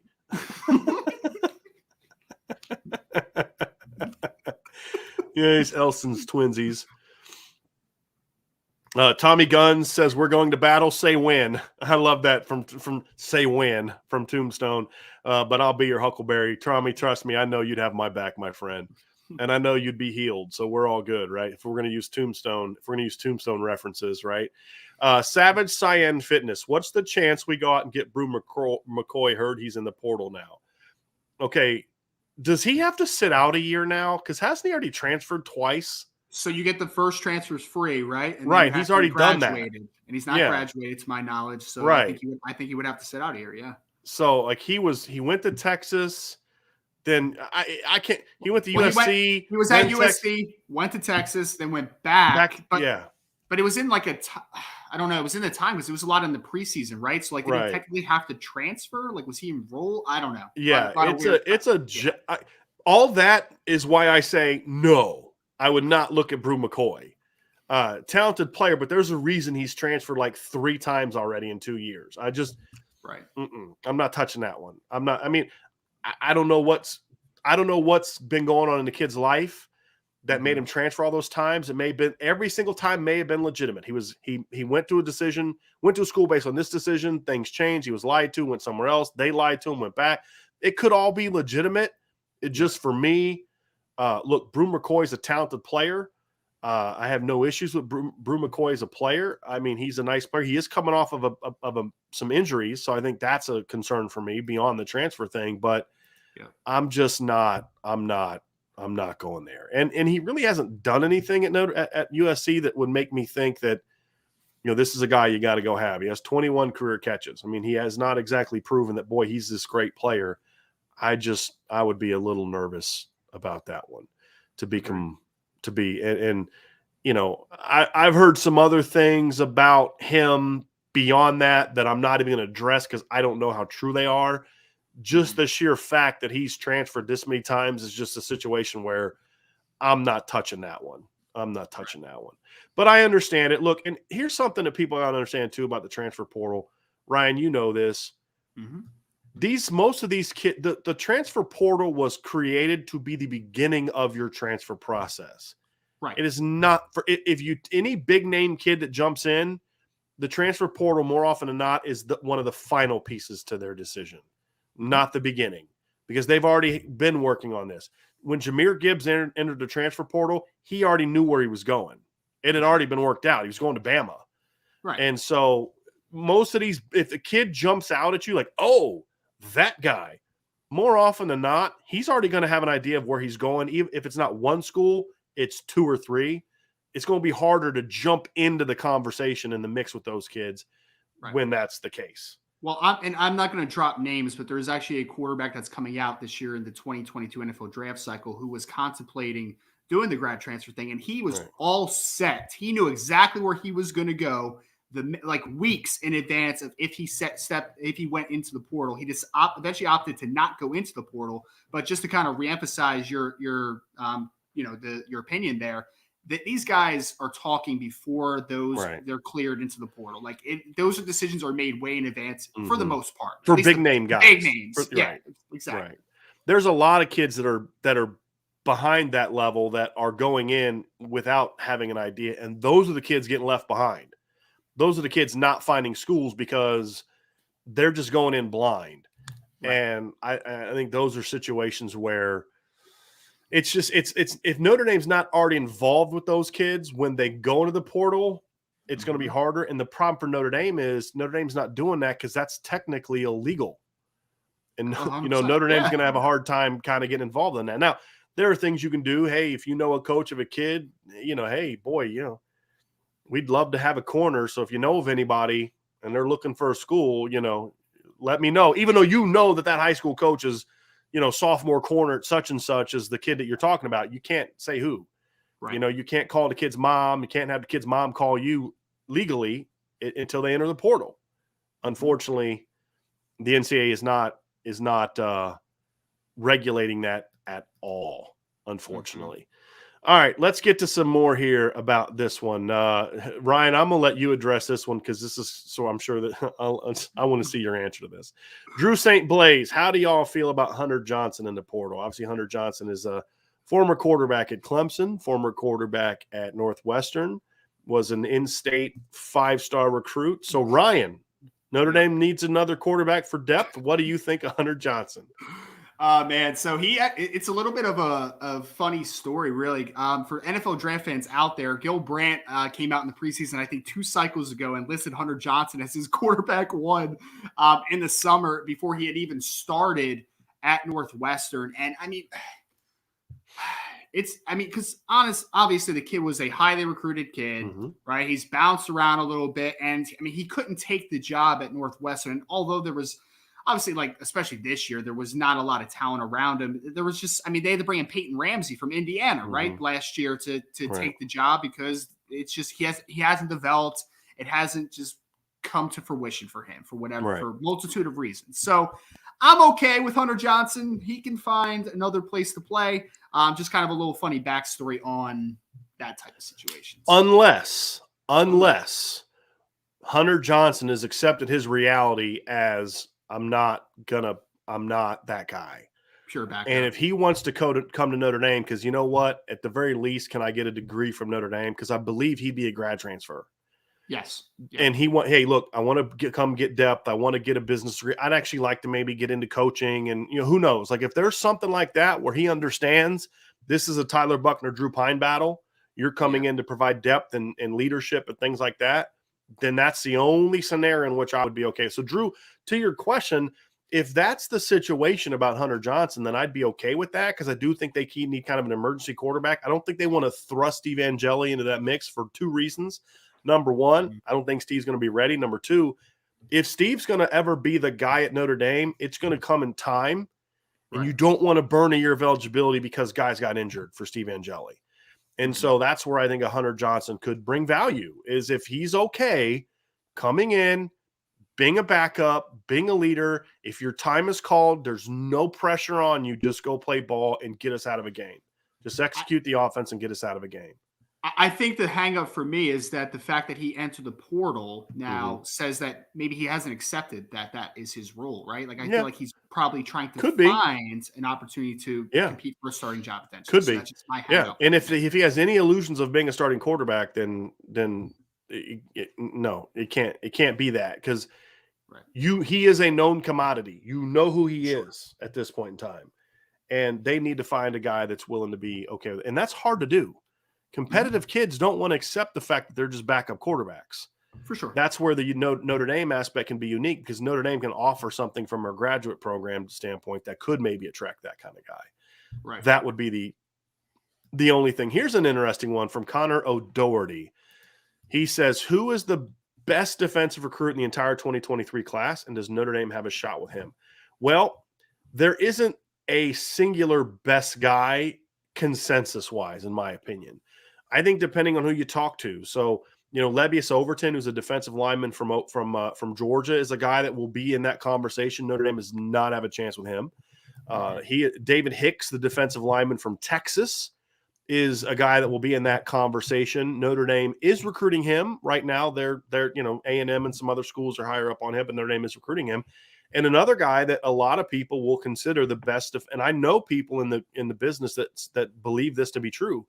The best defensive player in the class of 2023 is Keon Keeley. I know On3 Sports has him as a top 10 recruit, and I have him as a top 10 recruit. And there are people that believe he is the most, if he's not the best now, he has the best ceiling. That's the other part of the debate. And obviously Notre Dame has a great shot with him.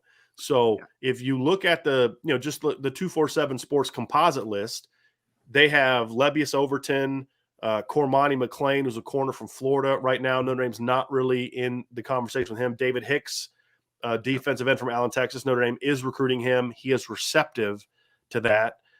You also have, as far as top 10 players, another guy's Anthony Hill, a linebacker from Denton Ryan High School, who Notre Dame recently offered. And Coach Freeman is all over Anthony Hill. And you know who else is over Anthony Hill? Peyton Bowen and Jackson Arnold, who are from Denton Geyer High School. Same city, rival high school.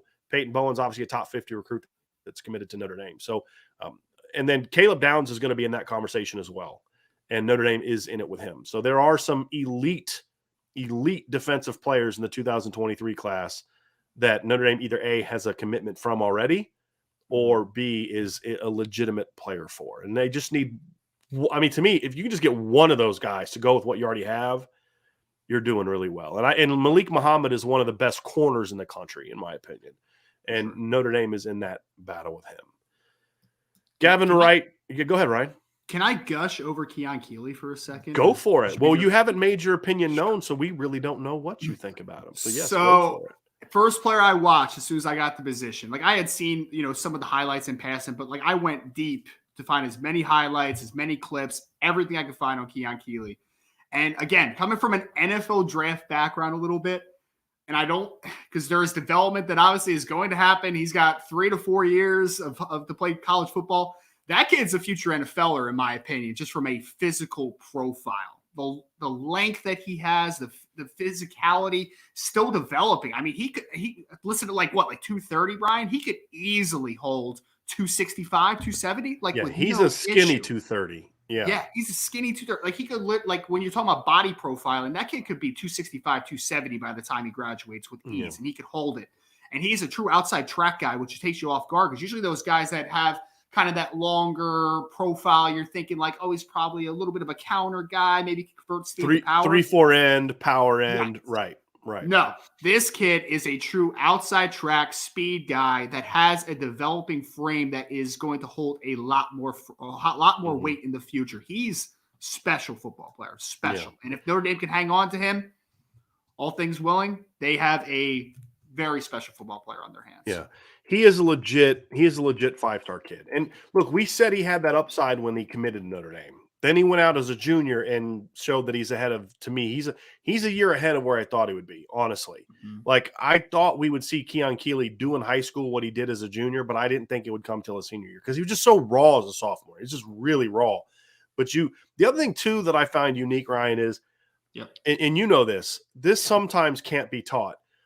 Longer guys can have a harder time getting under on the edge, getting under the pads of a tackle on the edge. He naturally shows that at times. He flashes. Flexibility. That is hard to find in a 6'6" kid. Flexibility is the biggest thing when you're trying to talk about the long-limbed guys, because you want to see how low they can play, what their pad level can be, how quickly they can bend the edge, and the flexibility. This kid is a flexible athlete. For those guys that do struggle with that, obviously guys getting into their chest and underneath their pads and losing leverage. I didn't see it on Keeley's tape, and he is, flexibility for a guy that is 6'6", it's special stuff, man. It's really special. He's really good. Yeah. Really good. Gavin writes, the QB room should be Tyler Buckner, Drew Pine, Steve Angeli, and go hard for a 2023 kid. That's fine. Gavin, the problem is, however, you're coming off of a year where injuries force Notre Dame to go to their third quarterback, right? And Gavin, earlier, you talked about how much you like Steve Angeli. The reality is Steve Angeli, to me, is a guy that if he's going to pan out and have a chance to be an NFL player, he's going to be a 5-year guy, meaning he may not take over till his redshirt sophomore year and then have 2-3 years to start. You don't want to start his clock too soon. And that's the problem, Gavin. So when you hear us talking about find another quarterback, that's not as much as us saying we don't like Steve Angeli. It's just saying you don't want to do that to Steve Angeli. You don't want to get Steve Angeli's clock started now. Tyler Buckner's you get started now because, Tyler's you knew he's going to be in the lead for the job in 2022, and you want to get him experience. Number two, Tyler Buckner, if he's as good as you think he is not a 5-year player. He's not. He's going to be a 3-year starter and leave as a senior is kind of the goal. And you hope that that's what he does. And I think would be his track. I don't think he'd be a guy that I don't know if he'd have to get a lot better than he is now to leave after his junior year. We don't know if he's going to be that. But that's kind of what you're hoping for. You don't want to get Steve Angeli's clock ticking. And two guys that have already, been injured. We've seen it before, right? We've seen Notre Dame have to go to a third quarterback before. We saw it in 2011 where Dane Chris was benched and injured. And then benched, then injured. Tommy Reese gets injured this is 2013. They had an injured quarterback. Everett Golson gets suspended. Tommy Reese gets knocked out of the USC game. and you got to put Andrew Hendricks in there and you can't complete a forward pass, right? I mean, we've seen Notre Dame have to go to a third quarterback before. You don't want to be in that situation next year, and now you got to burn a year of eligibility, potentially depending on how long guys are out, because you had to play Steve Angeli. You want to give Steve Angeli that time to learn and develop without having to burn eligibility. Now, he can play 4 games, right, without burning the eligibility, but you don't know the extent of any potential injuries that may come. And that's the whole point. That's why I do think there's merit to having a veteran quarterback that's willing to accept that he's not going to be the starting quarterback, barring injury or guys just not playing well. Yeah. I don't know if they're going to be able to find that, though, Ryan. That's going to be hard. I mean, it's going to be hard to find, man. It is.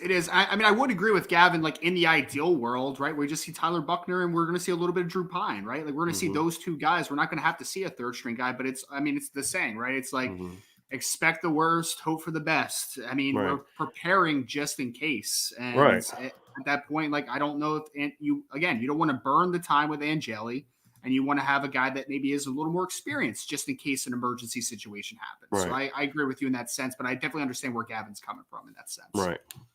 Here's a good question about, and we're going to have an NFL draft question for you here, Ryan, that somebody asked. Oh, okay. Laker Irish asks, if we miss on Dante Moore, what can we do for 2024 so that we don't miss on our elite guys again?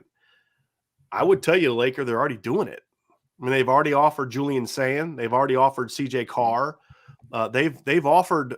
I'm going to pull up the offer list here real quick, but I believe Notre Dame has offered almost as many quarterbacks in the 2024 class that they've offered in the 2023 class.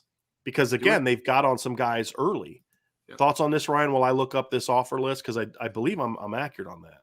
Well, yeah, no, I think you are too. Just remembering the board a little bit, and yeah, I think they're doing their homework early, and they're kind of being very proactive with how they're with the outlook on that. So I would agree that I think they're doing everything they need to do right now to be ahead of the curve. They've offered 7 quarterbacks in the 2023 class. They've offered 4 already in the 2024 class. Yep. They've offered CJ Carr, Julian Sand, as I was mentioned, Dylan Raiola, and Adrian Posse, according to Rivals.com. And all those guys have been offered. And there's a couple other 2024 guys that they've already got on earlier as well. So certainly, they're doing what they can. Yep. Now it's just about landing guys. Now it's just about finding those right guys to land. So that's going to be the key. That's going to be the key. All right. Here's the recruiting question for you, Ryan. First quarterback picked in the 2020. Oh man, you need to ask me after the Senior Bowl because a lot of stuff is going to get shooken up. Okay. How about going into? How about that? So going into the Senior Bowl, if the draft happened today, and the first team that needs a quarterback. Yep. System obviously plays a role into it, things like that. So you can go specific of the order of the draft if you want to. Yeah. But who would you? Because that's the thing is context always matters, right? Like you need to get a guy that fits the system and all that kind of stuff. So I would say right now going into the Senior Bowl, the first 3 guys that I would be comfortable saying because there's a couple injury question marks, there's a couple flyers that need to be kind of worked out.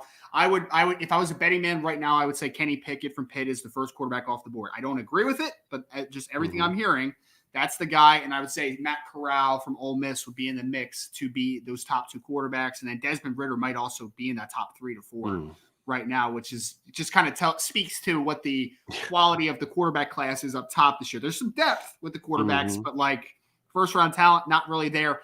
I do believe, though, that there's going to be a huge shakeout at the Senior Bowl because we have guys like Carson Strong that are also going to be there from Nevada. I know that's your guy, right? Do you still feel that way after a senior year?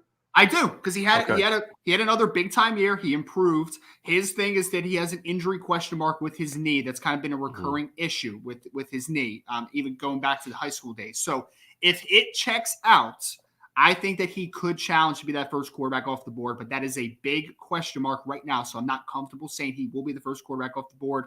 And then the other one, honestly, that is in the conversation that will be at the Senior Bowl is Sam Howell from North Carolina. Now, again, I would not draft Sam Howell to be that first quarterback off the board, but I do think that there's going to be a lot of people in the NFL circles that are going to be fans of Sam Howell. But to answer the question directly, right this second, I would say Kenny Pickett from Pitt is the first quarterback off the board. Here's the guy I'm curious about. Yep. Did Sam Howell's stock drop because of how he played this year? Or is it just that more and more people are finally coming to terms with who he actually is? I think it's a little of everything, to be honest. I think there's definitely some limitations with what Sam Howell is, because I mean, he obviously was more involved in the quarterback run game this year because he's a big, strong, physical kid. But he's not. When we're talking about translating to the next level, I don't think that Sam Howell is going to be this scrambling, dynamic quarterback that's going to be able to move the chains a ton. I think he's going to be able to a couple first downs off of scrambles a game to maybe extend some plays. But he's not a guy that's going to be as dynamic player in the running game. And I think that his arm is good. He's a natural thrower, but I wouldn't say that it is substantial arm strength. Mm-hmm. He's NFL caliber arm strength. So there's definitely some limitations to Sam Howell. And then, I mean, it did him no favors that he lost Javonte Williams and Michael Carter and Daz Newsome, De'Ami Brown, and Bo Corrales got hurt and missed the majority of the season. There was a lot of things that were going against him for sure. And he has a defense that's hot garbage. Yes. I mean, the team just wasn't very good, to be very honest. And he pressed a little bit, which I think worried some people, that he's just pressing. He's had to carry the team more this year than last year. A lot. Absolutely. More. I think that it did show you some context, though, because the preseason conversation was you're going to see what Sam Howell really is to a degree, because he's going to have to carry without so many NFL weapons. And I think that we kind of got a glimpse of it, but I think that everything's going to kind of get reset at the Senior Bowl, because you're going to really see, I mean, the majority of the top guys are going to be there this year, which is pretty rare for a Senior Bowl. You don't have like a true junior that's coming out that's like the guy this year, right? So things are going to get really mixed up at the Senior Bowl, but I think Kenny Pickett is kind of, in NFL circles, is very well liked, and people are comfortable with Kenny Pickett. Okay.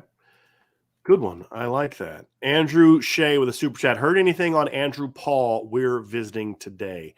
I've not heard a lot about him. Look, the reality is right now Notre Dame's visit on him is trying to convince him Notre Dame's visit with him is an attempt to convince him to visit Notre Dame. So far, he has not committed to visiting Notre Dame. And until he commits to visiting Notre Dame, there's really there's no mix to be had, to be completely honest with you. They're going to need, they're going to need him to do that first before anything else. They're going to need him to commit to visiting first. And until that happens, I'm not getting my hopes up on that. Like, the reason I think Justice Lowe is a guy that I'm more optimistic that Notre Dame has a chance with is he's already committed to visiting. He's going to visit at the end of January. I believe that's according to Tom Loy. I think I'm crediting that one appropriately. Yeah. But he is going to visit. No, I'm sorry. It's Brandon Huffman from 247 is the one who has said that. So that's where with these 2022 kids they're on, until a kid commits to visiting campus, I don't put a lot of stock in what's going on with him. And that's the case with Andrew Paul. I do find it interesting, though, that Notre Dame is still recruiting running backs. It's interesting because I think there's some concern that Logan Diggs isn't completely locked into Notre Dame, in my opinion. I think that's a big part of it. So yeah, that's going to be a big part of it, because until he finally says, hey, like, he's back on campus now, I believe, and their school has started.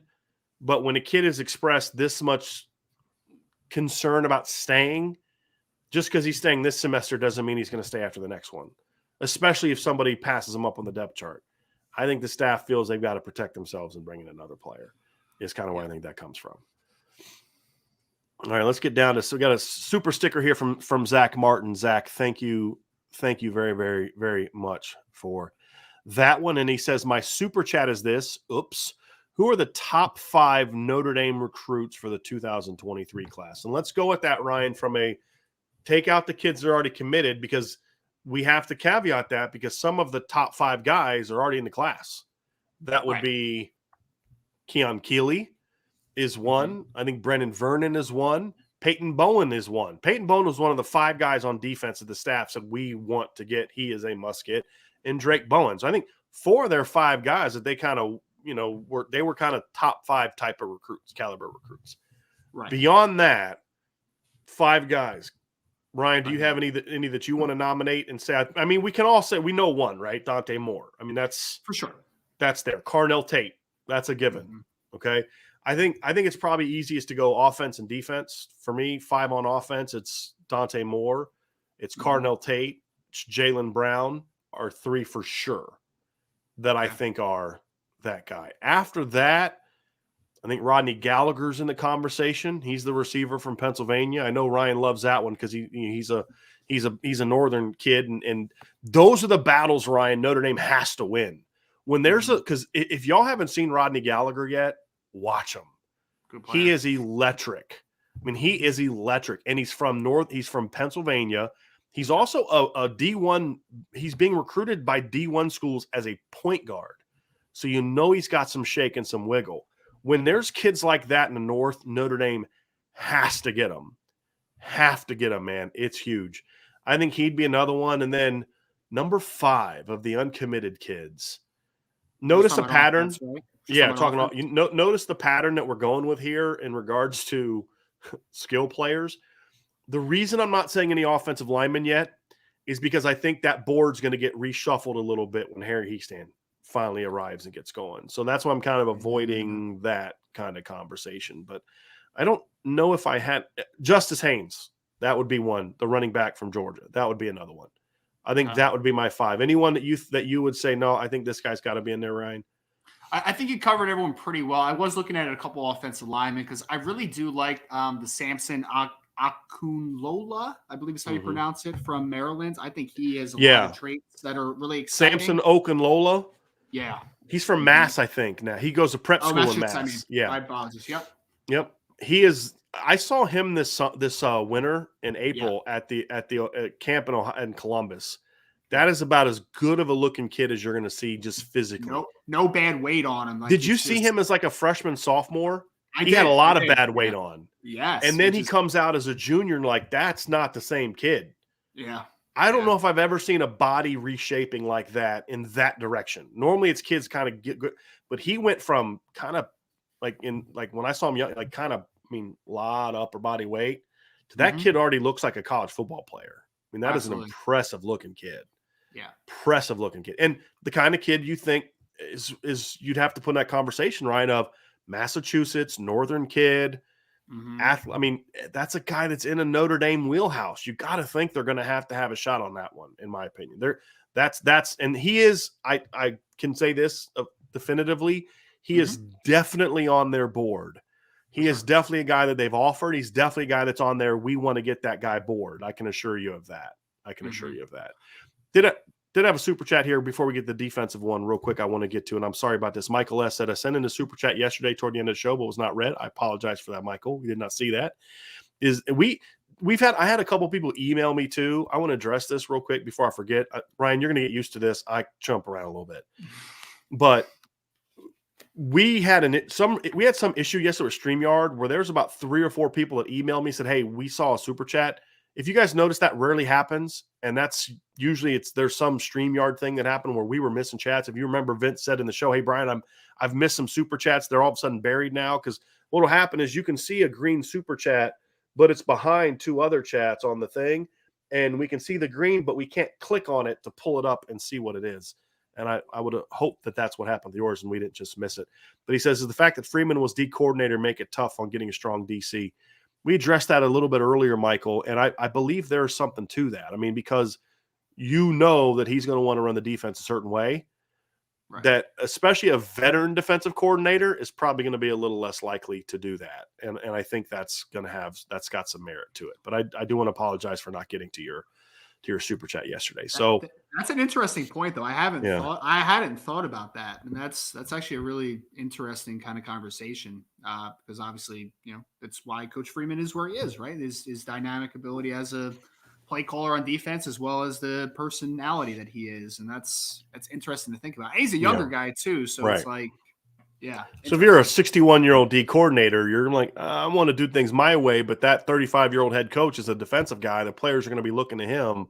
Right. And I think that's why Marcus Freeman has been so public about he's not going to be the defensive coordinator play caller.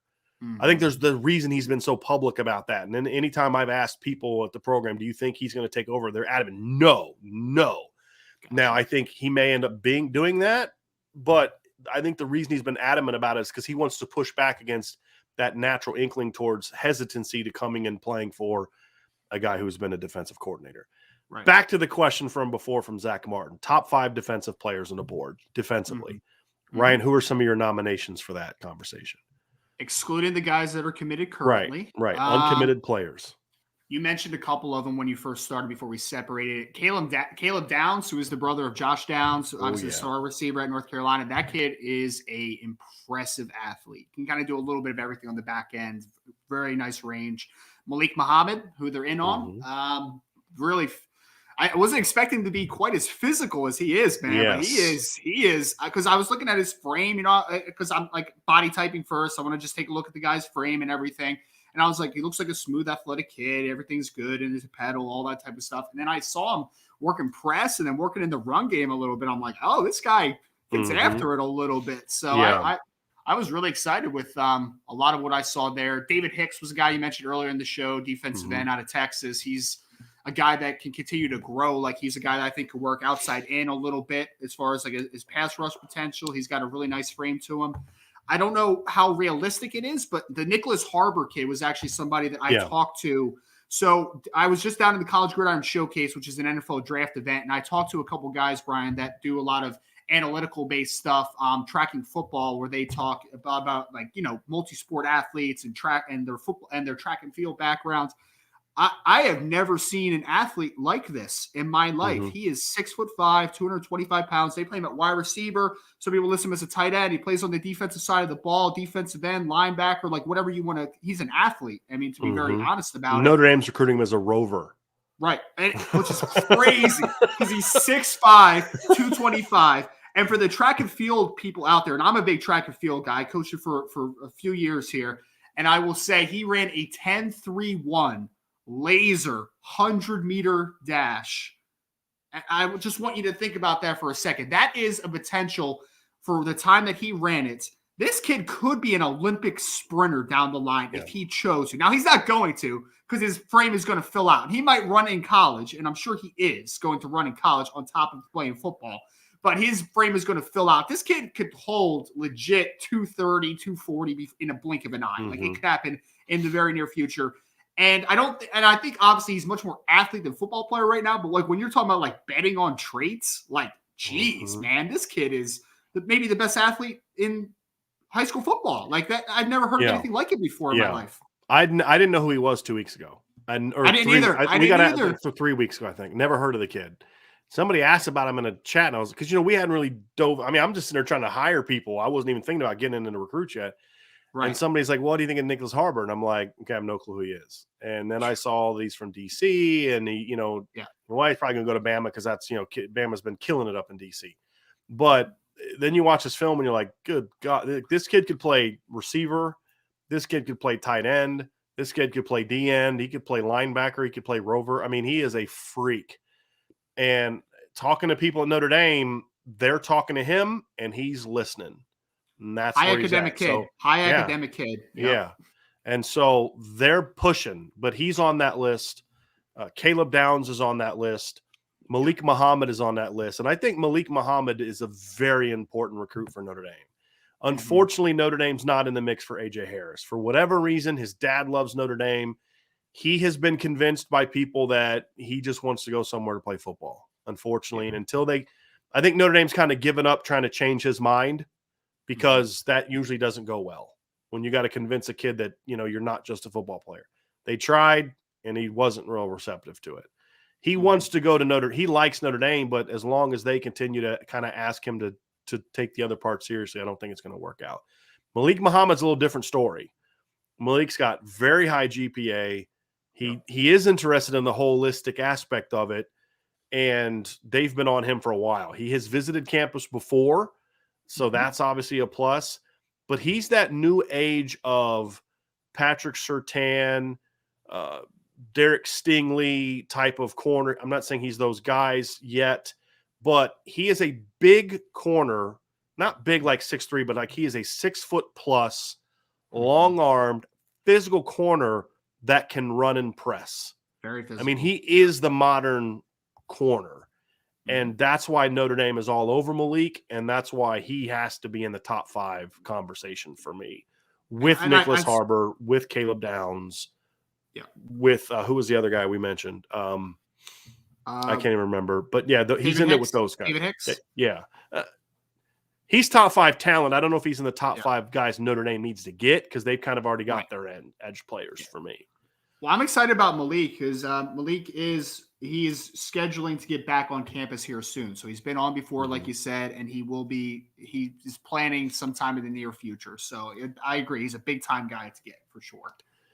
So Malik Muhammad, Caleb Downs, Nicholas Harbor. I would put Phil Picciotti in that conversation and Anthony Hill in that. I liked Phil Picciotti a lot more than I thought. You know, he reminded me a little bit, Brian. He reminded me of Bo Bauer with more juice. Yes, like more explosive, but You're has the that same second length. person to say that to me. He's I bigger don't than know Bo was at the same age too.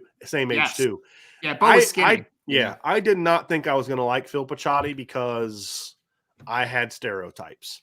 And not race, but just where he's from, and the schools I looked at him, and I'll be honest with you, the name, I was like, he's going to be a big physical, thumping middle linebacker. That's going to be a heck of a high school player, but not a guy I'm super excited about. Then I watched the film, and I'm watching him play running back, and I'm like, this kid can run. He's explosive. He has got a downhill burst.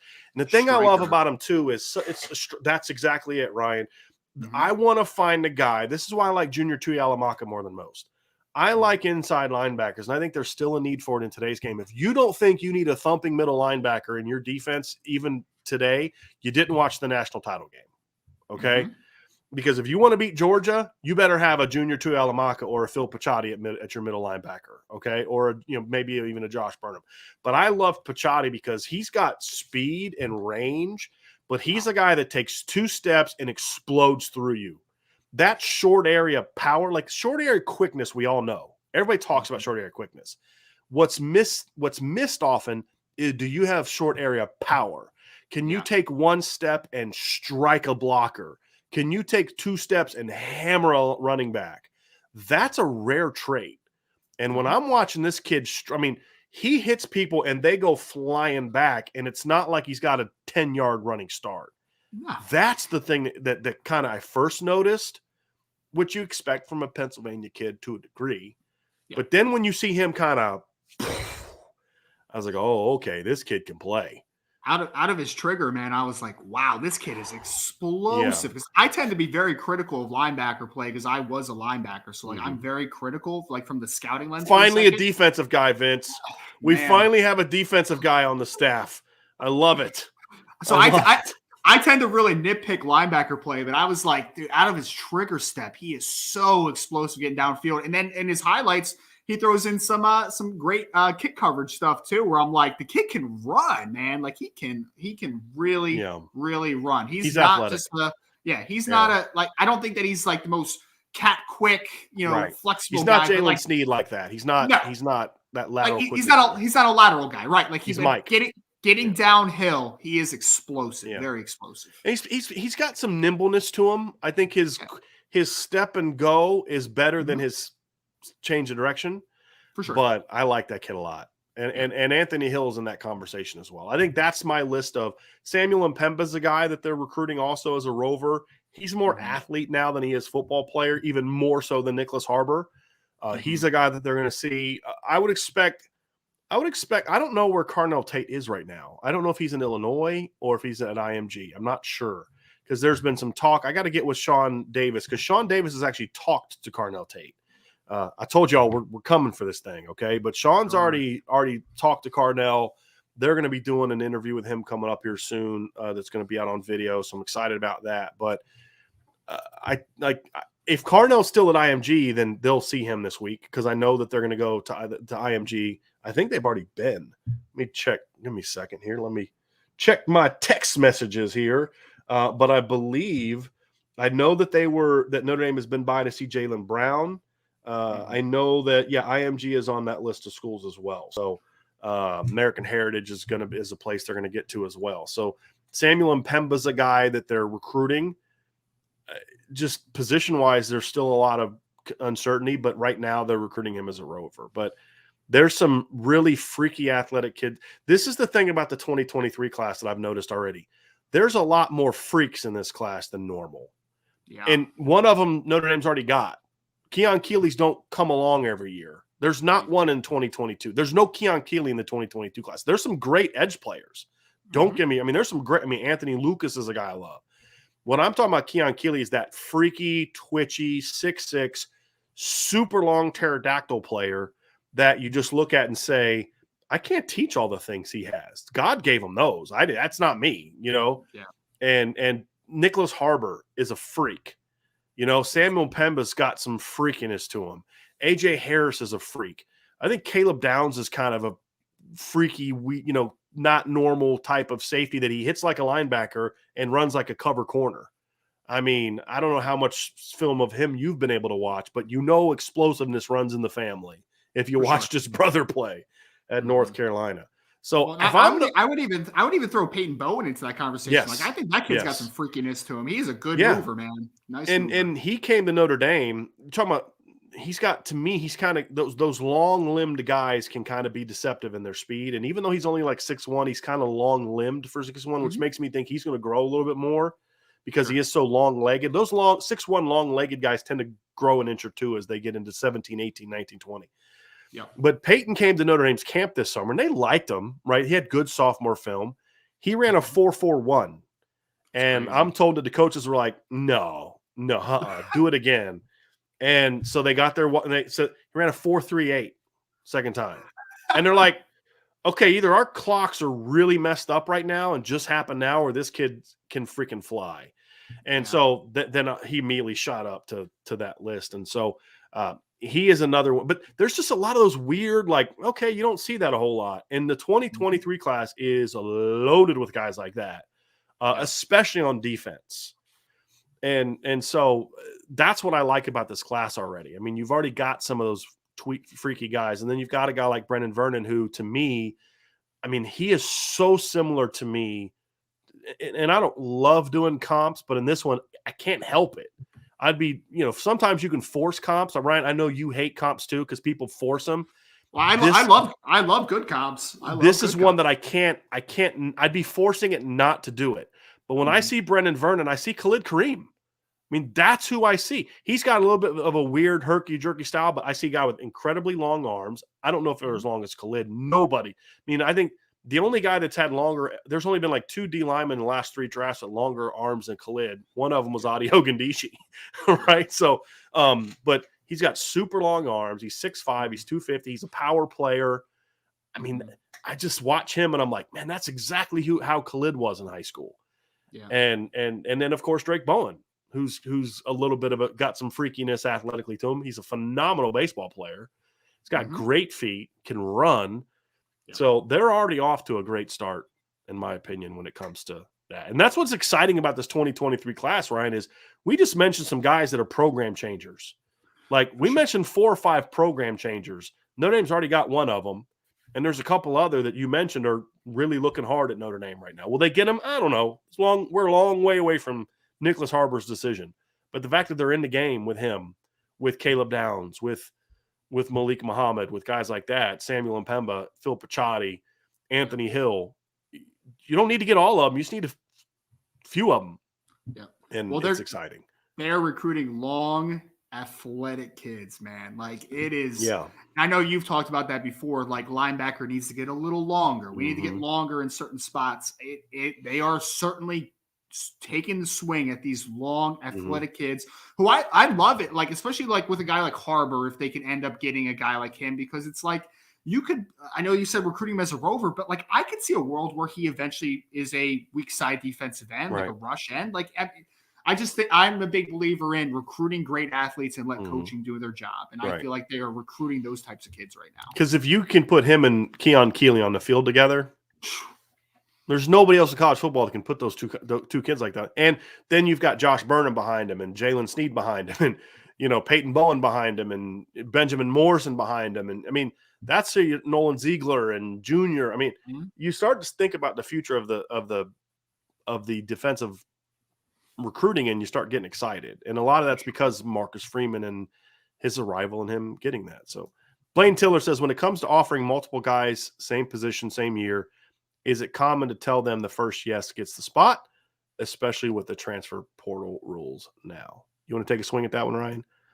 Yeah, I mean, there's some guys that are takes and some guys that aren't, right? Like, you like players, you're gonna offer them, and there's some guys that are gonna be straight up and say, you know, when you accept the offer, you are a take. You are a guy that is, we want you in this class. There's no doubt about it. So I think that there is definitely, and I don't think this is the same at every school, but I think there's definitely some realization and there's definitely a honesty that needs to kind of be forthcoming to recruits.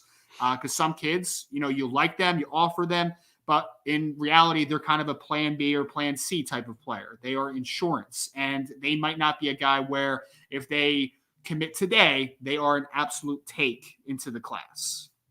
Yeah. I think for me, a lot of times when you are recruiting guys in the same position, you may tell them it's first yes gets the spot, but that's meant to sway the guy you really want. Because you may know you're not getting another guy. I think a lot of times you'll see it where there's like, hey, look, this is our guy, and you've got to find a delicate way of saying you're not taking your commitment right now without losing a kid. And that's probably one of the hardest things to do when it comes to recruiting. Charlie Weiss's last belt loop says, Ryan, what about Jaden Wayne? Jaden Wayne's obviously one of those. I think Jaden Wayne's, I wouldn't put him in the freaky category. I don't know if you're familiar a lot with him yet, Ryan. I don't think he's a guy. They're recruiting Jaden Wayne, but I don't think he is I don't think he's a guy that Notre Dame's a big player. I know he tweeted the thing out with Marcus Freeman. He's not that would shock me if they get into the mix with Jaden Wayne. They're doing their due diligence with him and a lot of other guys, but I wouldn't always take social media outreach as indicative of who the top targets are, because those aren't being done by the coaches. Those are being done by the back office people, and those lists aren't always quite as up to date as here's our top guys. So they're after him, they're recruiting him, but I don't think he's at the top of their board, and they're not at the top of his board. Right. And I think obviously can sway very quickly in one direction or the other. If the question, though, is just asking about if he's a freak or not, I will say I did watch a little bit of his highlights and stuff. And the kid definitely fits into that mold. I think he was listed like 6'5", 248 already at his age. So he's a big body defensive end that's going to continue to grow. And it looks like he has a pretty clean frame as a guy that could develop and add a lot more weight to that frame as well. So I don't think he's quite in the same twitchiness category as some of the other guys. No, he's not like a Keon Keeley, but he's still he's a top 50 kid. I don't put him in that, wow, kids like him don't come along very often category. I think you get a Jaden Wayne or two every year, but he's really good. It's what's kind of weird about this. If Notre Dame didn't have Keon Keeley in the class, we'd be having a completely different conversation about Jaden Wayne. And I mean, Brandon Vernon too. If those two kids aren't in this class, we're having a different conversation about Jaden Wayne, in my opinion, which is just insane about how good I think this class is. You know what's funny is I feel like Brandon Vernon's already getting like a little underrated. Oh yeah. It's so funny. I watched him and I'm just like, this dude is rock solid, man. Like, he's gonna be a good football player. I know you were talking about comps a little bit. Like, he kind of reminded me a little bit of like Sam Hubbard, not the player coming out, Sam Hubbard, because he was playing in space. But I'm saying, like, when he left Ohio State, what type of football player he was? Yeah, exactly. Yeah. I mean, I could see that. I think it kind of depends. I think what I like about him compared to Khalid is I'm looking at the high school comp. Right. And I think the body type is a little, because I always thought like Sam to me was a little bit longer. Like he looked more like what Keon Keeley's going to look like physically. Game is similar though. That's where I think the comp makes sense. The game is similar. Right. But I like that Khalid Kareem comp because I like the broad shoulders. I like the long arms. I like the power. I think the thing that hurts Brendan too is he plays in a system that doesn't really allow him to go as much. There are 2 gap, 3 down type of system. I'd like to see them bump him out on the edge and let him use his athleticism more. Yeah. I think that's something too that could certainly help him kind of. He's asked to he's asked to do a lot. They don't take the shackles off and just let him go. Like he's asked to do a lot in their defense. Right. All right. Orange glove guy. Will Elston recruit 2023 Notre Dame D-line commits to Michigan? Certainly. Why wouldn't and there's he's leaving early enough to where I don't think I can make the coaching ethic argument that he shouldn't recruit them. Mm-hmm. If he were to leave like a week before signing day, after signing day, and you're trying to convince kids that have signed, I don't think he should be recruiting kids from the current roster. I don't think that's appropriate. But these kids are still a year away from signing.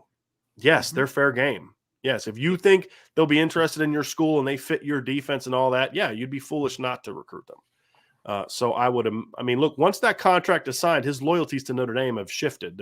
He's not loyal to Notre Dame anymore. Nor should he be. It's not his job anymore. So I would imagine that he would be that guy. Mm-hmm. All right, Katie Keevers. Thank you, Katie, for joining in the chat today. What do you tell recruits if you wait that long to fill your coaching staff? Here's what they are telling people, Katie. This is, look, we're going to make the right hire. We're going to make sure we have a high standard of what we're looking for here, and we have high expectations, and it's not easy to find coaches that fit what we're looking for. It's exactly what they're telling people. And you trust me? You trusted me enough to come commit to me, which is what a lot of these commits are. I mean, 6 of the 8 commits are defensive players, right? Yep. If you're Marcus Freeman, it's, hey, look, you got to trust me. If you trust me and you committed enough, and if you're interested in our school, it's because you do trust me, then trust that I'm going to go make sure we bring in the best coach possible. The uncommitted kids, it's not a big deal because they're going to commit to Marcus Freeman. I mean, look, I was asked this question the other day. Well, can this guy recruit? And the response was, it won't matter. Coach Freeman will recruit that guy. I mean, there's a confidence at Notre Dame that Marcus Freeman's going to be a dynamic recruiter. And at the end of the day, he's the head coach. He's going to be a lead recruiter on a lot of these guys on defense, even though he's the head coach. Offensively, Katie, it's not an issue because their offensive staff is filled now, and they know who the coaches are going to be. So it's really only an issue for defense, and that's why you now have a benefit of the fact that your head coach is a defensive guy. He is on the road today seeing offense and defensive players, but a lot of the defensive players. He's on the phone with Keon Keeley and Brendan Vernon and those guys, making sure that they know, hey, man, look, nothing's changed. I'm still the head coach, right? Mm-hmm. Nothing's changed. Mike Elson leaving. We love Coach Elson. We wish him the best. He was a great guy, very loyal, did a lot of great things for Notre Dame, but this is still my program, right? Sure. This wasn't his. This is mine. And I guarantee you that we're not only going to get, we're going to upgrade, right? And that's not an insult. That's just what you always look to do. I mean, you look to upgrade from a recruiting standpoint, you look to upgrade from a coaching standpoint. And we're going to bring in a great coach that's going to coach you, and we're going to hold to the same high standard that we held Coach Elson to. That's what you tell them, because it's the truth. You know, any other thoughts on that, Ryan? No, I think again, like for the defensive side of the ball, I don't think it hurts, which helps you, like you kind of illustrated there. Marcus Freeman's a defensive guy. He's already, the dynamic ability that he has as a recruiter, I think, is going to withstand that. Obviously, a huge loss. It's a huge loss with Mike Elson, and I don't think, again, like you reiterated, you never make a hire to be the same or to be slightly worse. You're always going to try to upgrade, at least in your mind. And then the offensive staff is intact. So I don't think it's going to have a huge effect. I do think that, obviously Coach Elston should be pulling for, getting his guys over there that he's been recruiting. And obviously they're great football players. We talked about Vernon a ton. We talked about Keeley a ton. It would be malpractice of him not to reach out to those guys and see if they would be interested, or at least start building that relationship in a Michigan lens. So, but I think we're okay. I think that people are going to panic, obviously, with, who Mike Elston was and the recruiting background he has and the defensive line that he has built over the last few years. But let's just let the dust settle a little bit. Everything will be okay. I got to order Ryan a Let It Play Out shirt. That's what we got. 'Cause I got an IB Let It Play Out shirt. Actually, I'm going to go get it here in a second. We're going to have to send one to Ryan. Just be patient with it. The right hire over time is better than the expedient hired now. And I think that's an important thing. Emma Eckstein asked, Dre Brown is posted that he's at Marist School. Which recruit is that? I honestly don't know. Emma, Ryan, do you at Chicago? Would imagine that Chicago Marist is where I would imagine that is. I've been told that there's either a 22 or 20 or 23 or 24 kid at Marist. I just don't know who that is. That's why I was unsure of if he's at Marist. I don't know if Carnell Tate's at IMG still, or is he going back to Marist? There's been a lot of debate there. So we're not afraid to say it sometimes. I don't know. I don't know off the top. I am trying to do some research now as we move along, though. MAG official music. Who is in the transfer portal do you think Notre Dame should target? I don't think there's a lot of guys in the portal right now that Notre Dame can target. I want to make sure that you all understand something. Marcus Freeman's biggest task right now when it comes to the transfer portal has nothing to do with any players in the transfer portal. It's getting Notre Dame to adjust their policies. And here's how it works in Notre Dame. The reality is I was told that they couldn't get a baseball player in from Harvard recently as an undergrad transfer because they wouldn't accept enough of his credits to keep him on pace to graduate. That's a big problem. It's not an admissions problem. The heads of the different departments that you want to transfer into, they set the standard for what classes are going to transfer over. So you can't just get the dean of admissions to change the standard. It's not that simple. This is you got to go through every department trying to make it work. They had to pull a lot of strings to get Brandon Joseph from Northwestern over and find a degree, because what happens is they won't take credits from certain majors because, well, that doesn't go towards our program. And there's only so many gen ed credits you can account for where it doesn't matter. And so that's the problem that has to get addressed. Notre Dame is addressing it. They're hoping to get it figured out. But until those things change, they're going to be behind the eight ball with undergrad transfers. I don't know of the grad transfers right now that are in the mix. There is one guy, however, that I'm really curious about, and that is R.J. Sneed from Baylor. Yep. Ryan can tell you a little bit more about him as a player. We talked about it yesterday, but I believe his mom is a doctor. I'm going to go out on a limb here and say that there's a chance that he's probably a decent student. I don't know that for a fact, but normally when a kid's mom is a doctor and he's made it through college, there's usually a decent chance that he's got good grades. And obviously the attraction there is his position coach from 2021 is now at Notre Dame. Is that a guy that you would look at? Because I think they need at least one veteran transfer player.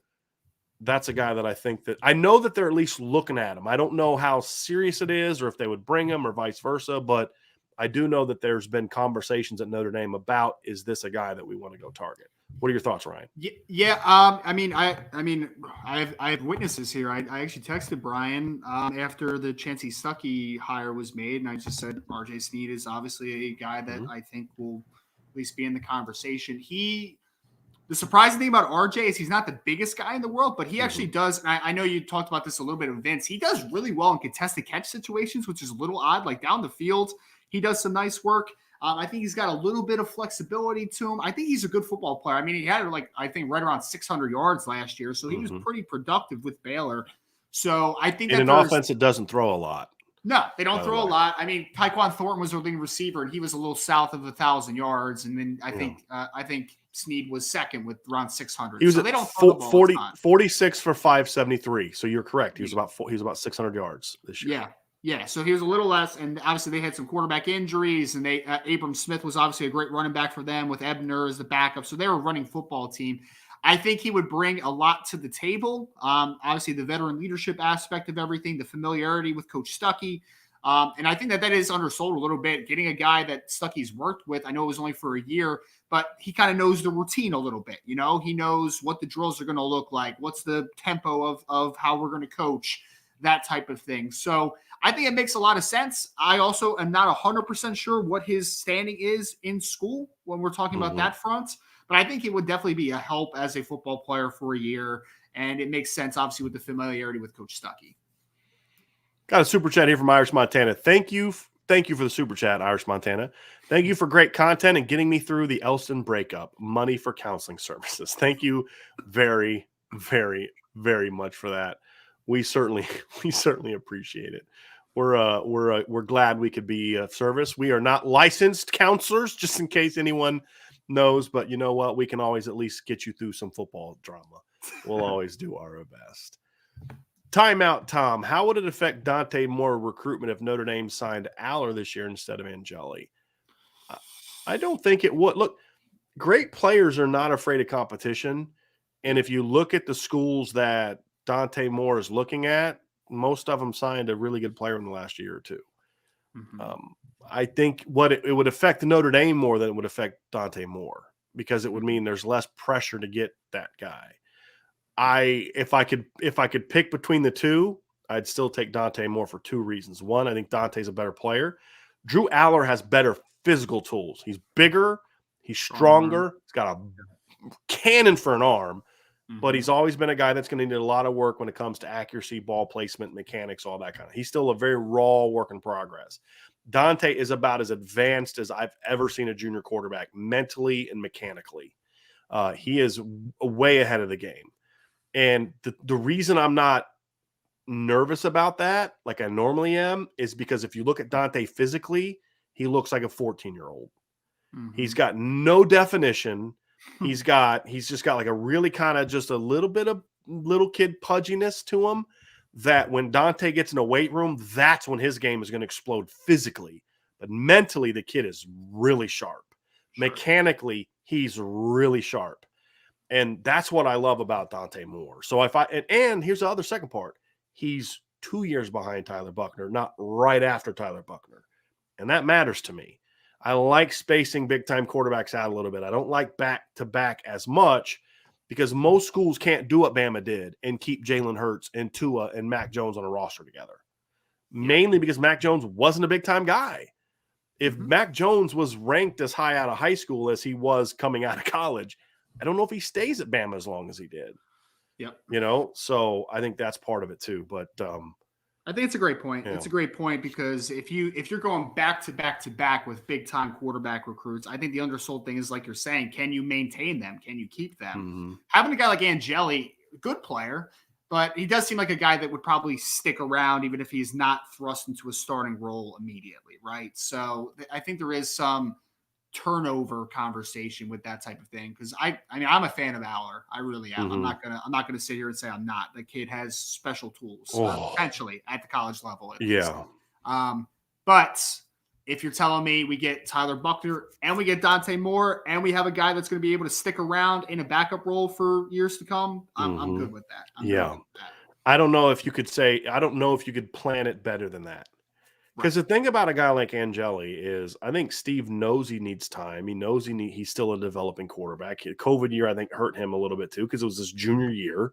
So he missed that, normal full year of playing football. And he's a guy that loves Notre Dame. So he's not going to be that kid. He's going to be more Mac Jones than, the guy Justin Fields, meaning a guy that if he's not playing by his sophomore year, he's out of here. Right. He's going to be willing to bide his time. And then if the light does go on, then you're reaping the benefits of it. And that's why I think it's good to balance that. You don't often see teams get 5 stars and back years. It just doesn't happen very often. Because Jalen Hurts wasn't a 5-star. Jalen Hurts wasn't even a top 100 recruit. No. I mean, Alabama has still never won a national title with a top 100 quarterback. AJ McCarron, Greg McElroy clearly wasn't. AJ McCarron wasn't. Jacob Coker wasn't. And Jalen Hurts started the 2017 game, not Tua. Tua came off the bench. Now, you could say they won it with Tua because he won them the game, and that's accurate. But I'm talking about the starting quarterback through the course of the year is what I'm referring to. Right. And Bryce Young didn't get it done this year. Exactly. And last year, Mac Jones is a borderline 4-star recruit. He's the number 399 player in the country. So it's about finding a guy that's going to be a great college player, not so much a guy that's a great high school player. For sure. I think that's obviously more.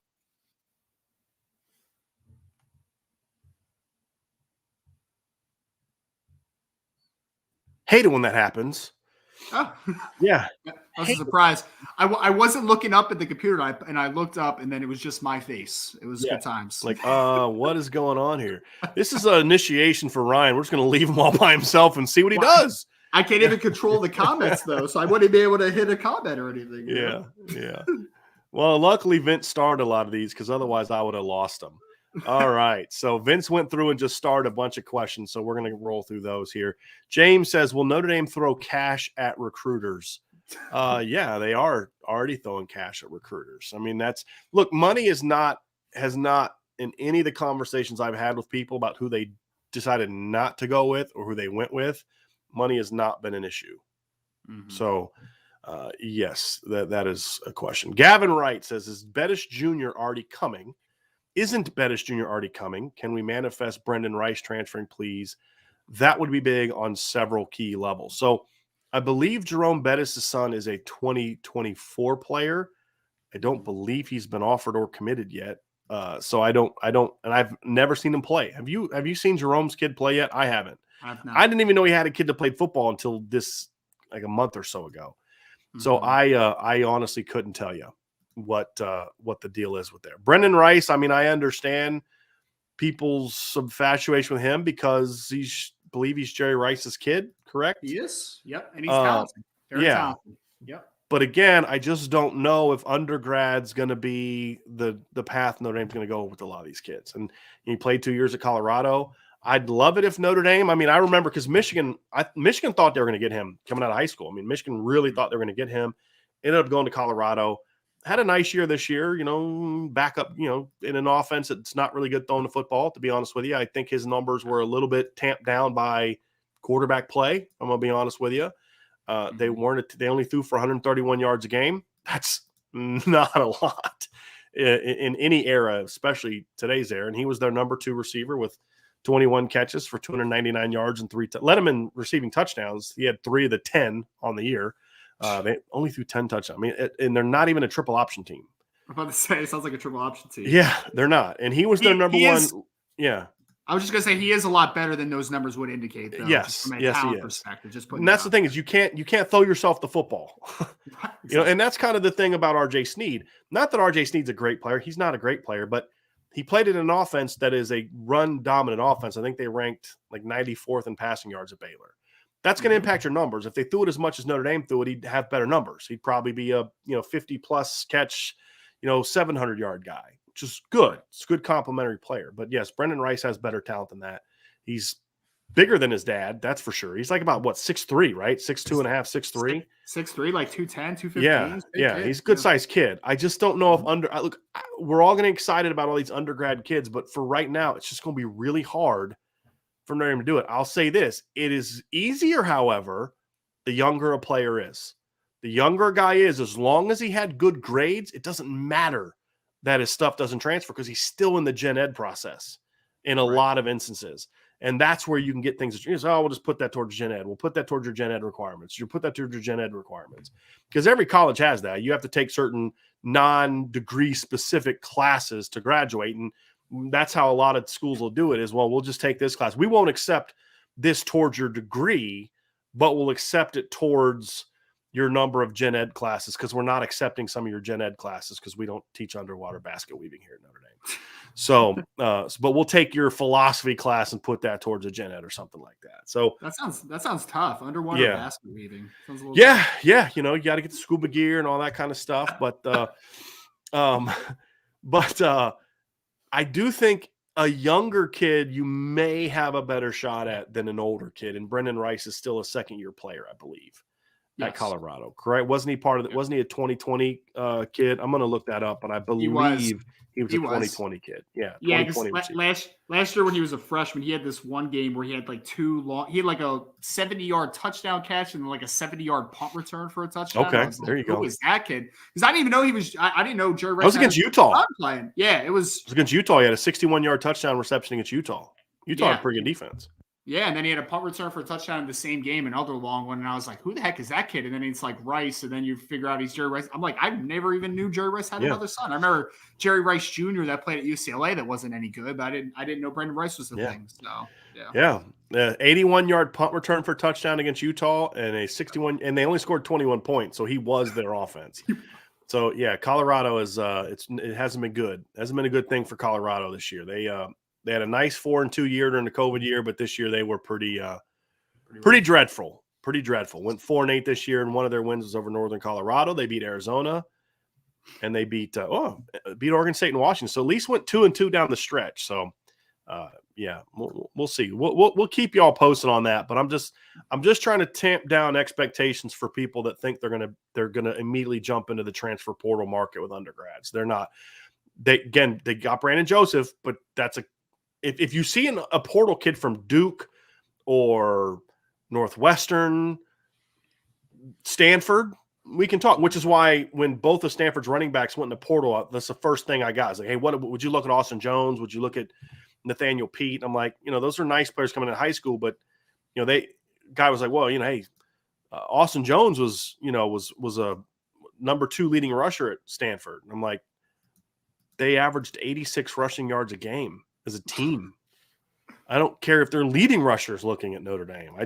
I don't know if those are the guys you're looking for again at running back. I think I'd rather look for a high school kid at running back than to go the route of bringing in Stanford guys. But if they needed a running back, the Stanford guys are who I'm going to look at, to be completely honest with you. But the grad transfer route's still going to be the easiest path for Notre Dame. Michael O'Brien asks, seems there's a kid out of the Northwest, wide receiver, 3-star kid that Notre Dame should give a shot at. Do you have an idea of who that would be? 2023 we're talking? I don't know. It was kind of a broad question. I don't know why Vince starred this one. So I don't know. I don't know who that would be. So we'll go on to John A1's got one, Ryan. Welcome, Ryan. John A1 is one of our longtime listeners. We actually got a chance to meet John in Arizona. He was at our Irish Breakdown get-together, and I got a pretty sweet coin.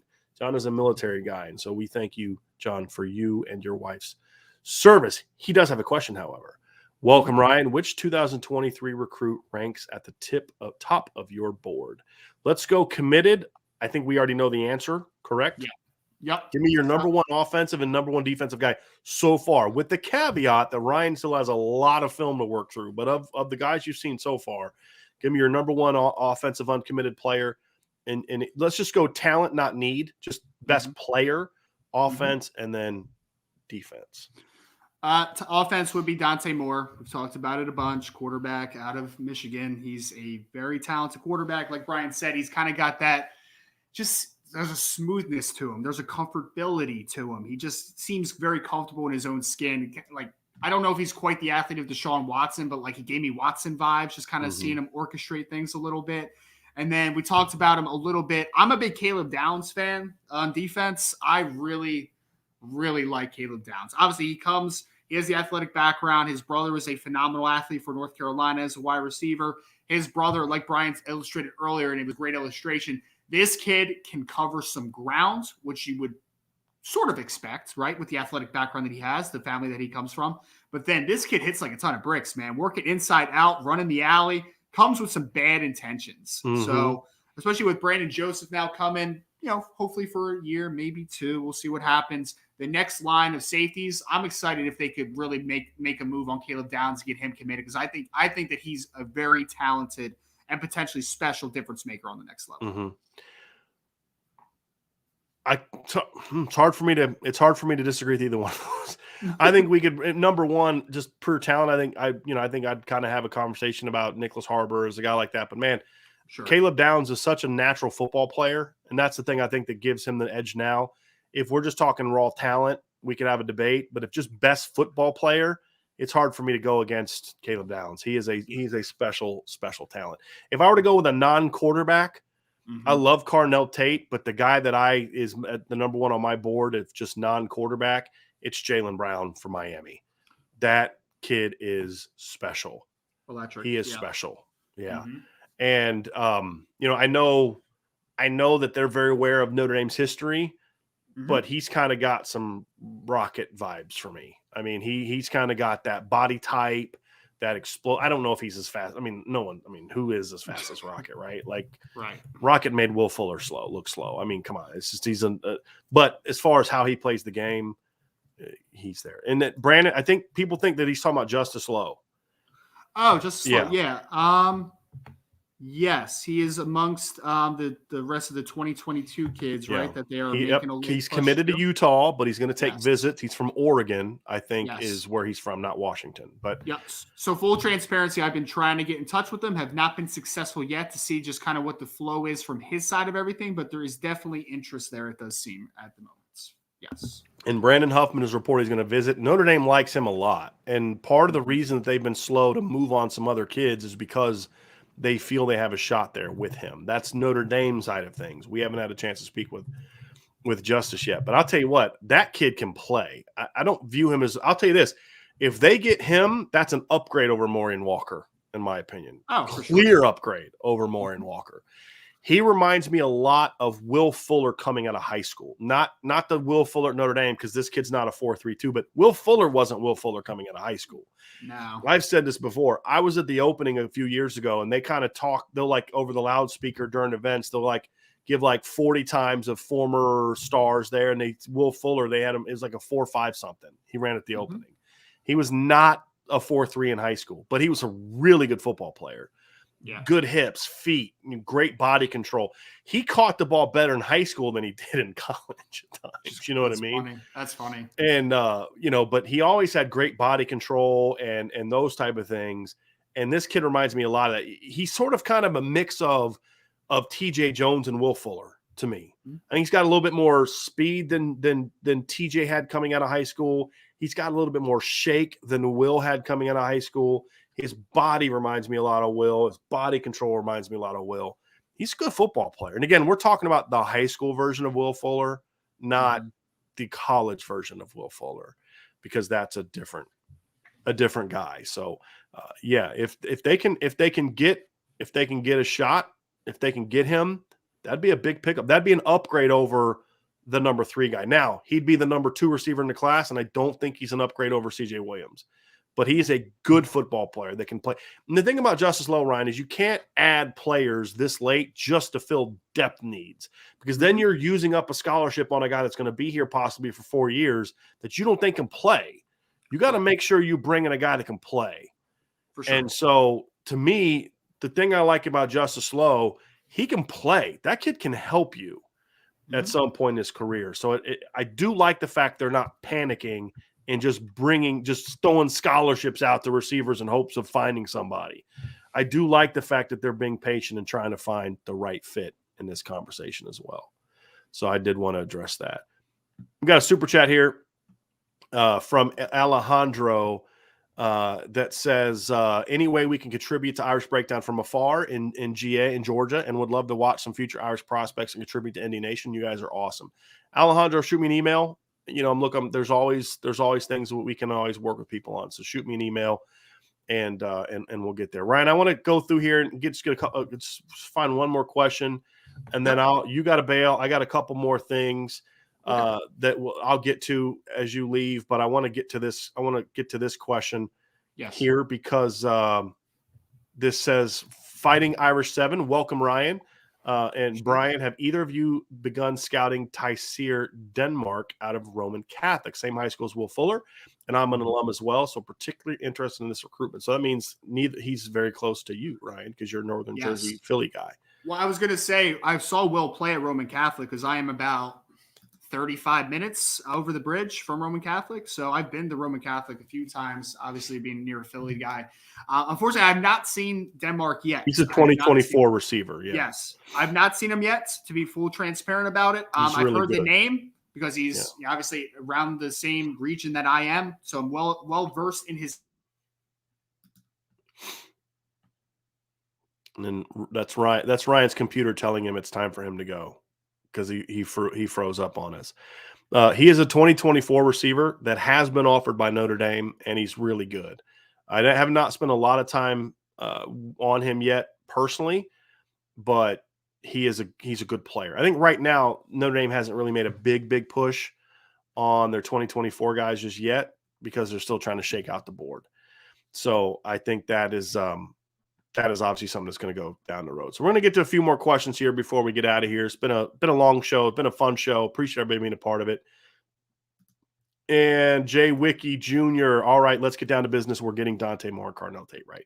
I wish I could tell you yes, but we're obviously not there yet. Obviously, there's a lot of work to be done. Notre Dame is in it, but there's a lot of work for both of those guys. But they are in it with both of those guys. Irish one, is Marcus Freeman recruiting in South Florida today? He is. Him and Mike Mickens are both down in Florida today on the recruiting trail. So that's obviously a good sign. Charlie Weiss's last belt loop says Keeley and Anthony Hill Jr. in the same class would be amazing. Yes, and that's with Drake Bowen and Brennan Vernon and Peyton Bowen and Justin Rhett, Adon Schuler. They got the makings of a phenomenal class. John Klimek, it's a great question, and it's an easy answer though. Okay, would you rather Anthony Hill Jr. and Keon Keeley on defense, or Moore and Tate on offense? For me, John, it's easy. Give me, because you already have Keeley, but give me Moore and Tate. And that's not a knock on Anthony Hill at all. He's phenomenal. It's just that you've already got great linebackers and you don't have a great quarterback and necessarily a bunch of great receivers. And so to me, if you can get Dante Moore and Carnell Tate, that's pretty much going to take precedent over almost any two-man combination on defense that you're going to offer me. I think even if you were to say Keeley and Downs or Keeley and AJ Harris, I'd still have a hard time turning down Dante Moore and Carnell Tate. I really would. I really would. Gareth Kalfas, Bryan and Vince, I'll ask again this week. What was the story with Sebo? He was in the sidelines of street clothes during the bowl, injured, passed up in the doghouse. We've answered this before, Gareth. I'm sorry that you didn't hear the answer. He was injured. He was suspended at the beginning of the year for 2 games, came back, got a couple carries, and got hurt. He got hurt in practice middle of the year, I think, had a really bad rib injury, and was never healthy again. So that's why he was in street clothes. If he had gotten passed up, I think there's some truth to that, but that's not why he was in street clothes. He was in street clothes because he had a legitimate injury. I was told he had to go to the hospital with the injury. It was a bad one. And so he's healthy now, but he wasn't healthy enough to play in those games. If he was in the doghouse, I don't think he would have traveled for the bowl game. Normally, kids that are in trouble, that have done something wrong, don't travel for bowl games. The fact that he was at the bowl game, to me, tells me that he was in good standing with the program. He just was still injured. Charlie Weiss's last belt loop. It helps the 2023 classes recruiting as well. Kids hitting up Anthony Hill is good. Yeah, there's been a lot of that. I've actually liked that. This is a very active group of players, which I like. I think that's good, but they're also big time guys, and I think that helps as well. Sam Tyrell, who is Freeman's top of the board prospect right now? Sam, I don't think there's one. I think Nicholas Harbor's in there. I think Caleb Downs is definitely in there. I think Dante Moore is in there. Cardinal. And there's a lot of top of the board prospects. There's not one guy. I will say this: the most important priority for Notre Dame right now, I think they'll tell you this. I've had this conversation with people, is keeping Keon Keeley in the class. That is a big one. That is a very, very important one. Okay. All right. Let me get down here some more of these and see if we can get to if there's any. Paul Rose asks, are we out for AJ Harris? They're not out, but they understand that they're not going to get him. So there's still some conversations, but they're not really pushing for him anymore because they just know he's not interested in what Notre Dame has to offer. So unfortunately, that's where we were at. Ray Panconi says, before we bring in more recruits, are we over our player limits? Right now, I think Notre Dame's back up to 87, 88. They were at 86, then they added the kicker, and then Matt Salerno went on scholarship, although that's for the spring. That's not guaranteed. Usually those things aren't necessarily guaranteed into the fall, but I would imagine they would try to bring him in. But I think at 88, I think they're in good place. There's still some kids that are going to make decisions to leave before spring. There are some kids that will make the decision to leave after spring. As long as they're at 90 or below by the time you get to spring ball, they'll be fine for the fall. they'll be okay there. Because also some of those kids that transfer in, if they land a kid, is going to result in somebody else leaving. Is a lot of times how that goes. Joseph Sergey says, anything on Paul Tyson looking at Notre Dame? Heard there's something there. I haven't heard on that one. I think that's certainly one that they're going to kick the tires on. But the problem is you'd have to know, why did he leave Alabama? Did he leave Alabama because he wants a shot to start and knows he's never going to get start? Has he graduated already and he just wants to kind of go somewhere where he can be a part of a different program? I don't know. Most kids leave because, he's only a junior. Most kids leave because they want to start somewhere. Paul Tyson is not beating out Tyler Buckner, in my opinion. He's just not. He's a nice player. He was a top 250-ish caliber guy, but he's not a game changer. He was a guy that Alabama took, and he was a bit of a depth guy for Alabama, and not a game-changing quarterback. He was in the same class, if you remember, with Tungavailoa's little brother. They were in the same quarterback class. All right, LETMGR. I'd be curious what that means, because then I can have a better idea of what to say in that. How many wide receivers should Notre Dame optimally take this cycle? If you're talking about 2023, I'd like to see at least 3 guys, because you're going to lose Avery Davis, you're going to lose Braden Lindsey, and you're going to lose Joe Wilkins. I would like to see them take at least 3. If you can get the right 4, take 4, but you don't want to get too many in one class. I think 3 is the sweet spot for Notre Dame. And then if you can get the right 4th guy, you bring in a 4th guy.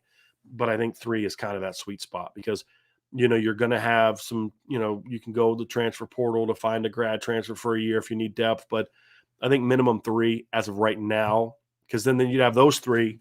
You'd have Tobias Merriweather. You'd have the 3 from the previous class. So that's 7 right there that you would have. And then you'd have to look at, is there a position switch with Xavier Watts? Is there a position switch with JoJo Johnson? Is there a transfer that you get? So I think right now 3 is a sweet spot. And then if you can add to it because your roster's still thin, I think you need to have a combination of 3 high schools and then a transfer to. I don't think you want to bring in 4 or 5 receivers in the same class, because somebody's going to leave and you're going to be back to kind of square one. So I think that's kind of where we are with that one. John asks, I'm sure you guys are aware of the toxic coaching environment at the University of Hawaii. I'm familiar with it. I know, like, they had a session of the Hawaii Congress Senate about it, which is crazy. But many skilled players have vowed to leave. Transfer in are any of these guys and these former Warriors on Notre Dame's radar? Welcome, Ryan, and I'll certainly pass on. So Ryan had to go pick up his daughter, and so that's why he had to bail. And then his internet kind of went out. But I don't know. I would be a little surprised if there's anybody at Hawaii that would be a Notre Dame caliber player, to be completely honest with you. And, there's some guys that put up some good numbers. Calvin Turner put up some good numbers. Nick Martiner put up some good numbers, but I don't know if there's any Notre Dame caliber guys in Hawaii, but we'll look into it for sure. But thank you very much for the super chat. Very much. John Klimek with the super chat. Thank you, John. How does Notre Dame juggle the quarterback offers? They have to have 1 or 2 guys they want the most. So they take a commit from their 5th choice. The only way they take a commitment right now from their 5th choice is if their 5th choice was if they had just 5 studs. Right now, I don't think Notre Dame would make a commitment from their number 2 quarterback, much less their 3rd, 4th, or 5th guy. Right now, the focus is on Dante Moore. I think over the next month, there's going to be a junior day coming up on the 29th. They're going to try to get Dante on campus. If Dante won't visit over the next month, then I think that's a sign to them that he's not as high on them as they need him to be. I think that's when they might start having serious conversations about, do you take Jackson Arnold now? Do you push for Jackson? It's just not as simple as okay, Jackson, you can come now. There's other schools on him. I think he likes Notre Dame. Do you push for Jackson Arnold now? Do you push for Chris Vizina now? 2 other top 100 guys. I think that's when it would become a little bit more of a debate. I think I'd want to get through the first signing day in February, just kind of that time period, to see if you've been able to get Dante Moore on campus and to see if you've been able to get him to meet with Coach Freeman yet and have those conversations. And if you can't get him to do that, then you got an idea that he's not as high on you as you'd like him to be. Dominic Palumbo, how much blame do you put on Reese for the lack of elite quarterbacks? Some. He's been the quarterback's coach for 17, 18, 19. He's been the quarterback's coach for 5 years. Yeah, some of it's on him. Phil Dracovic not being at Notre Dame is not a Chip Long thing, despite the rumors and the lies and the misguided things that people have said. I'm confident in saying that the two primary factors in Phil Dracovic not being here were Tommy Reese and Brian Kelly, not Chip Long. And so he blew that one. He did. He blew that one. But I also think a lot of the other problems have been Brian Kelly related. Now, he recruited Tyler Buckner. I think Tyler Buckner's got a chance to be special. Now it's up to Tommy Reese to develop Tyler Buckner. He's now got his guys on the roster. I mean, nobody else has recruited a quarterback on the current roster. He didn't recruit Phil Dracovic. Mike Denbrock did. Okay, all right, fine, whatever. You don't think he can play? We agree to disagree. Move on. He ain't here anymore. Now it's saying, okay, but now you have your guys. You've been here 5 years. You have your guys. So moving forward, I'm going to be a little bit more critical on Tommy Reese for the quarterback play than I was before, because I believe Brian Kelly was such a hindrance to getting, keeping, and developing big-time quarterbacks. But you can't use that excuse anymore, because Brian Kelly is now gone. All right. And Ron Tuck, we addressed this earlier, Ron. He says, so Brian, do you think we may lose any D-line commits after Elston leaving? Right now, I'm not worried about it, because the only ones you're worried about are Keeley and Vernon. Vernon's not going anywhere. I think Keeley for now is not going to go anywhere. The other 2022 kids are already on campus. Aiden Gobira and Tyson Ford are already on campus. So I'm not worried about that one. Ryan Rush, what's the feeling on Mpemba? Any chance? Yeah, they're in it. At one point in time, Notre Dame was his leader. And now I don't know if that's still true, but they were his leader for a while. And so they're going to have to figure out a way to see where he fits and all that kind of stuff. But, I don't know if they're necessarily pushing hard for him right this second, but I know they like him. I think they're trying to sort that part of their board out. And I think there's some other schools really pushing hard for him as well. So I'm not sure if where things stand right now, as much as they did a month or two ago, Notre Dame was in a really good position. I can't find the position. I can't find the question, but there was a question earlier about recruiting coordinator. And I'm not, real quick, Ron Tuck, I'm excited to see Chris Tyree run behind Harry's O-line. Yeah, me too. There was a question about recruiting coordinator, and we had it asked yesterday, and I'll address it again. I'd like to do maybe focus on this in another show, but I think the main recruiting coordinator is going to be Chad Klunder. I think Notre Dame is moving towards the recruiting coordinator being an off-the-field person first and foremost. And I don't think that's a bad idea, because that's their only responsibility. They don't have to worry about coaching and developing relationships with the current team and handling academics and stuff like that. They can just focus on recruiting.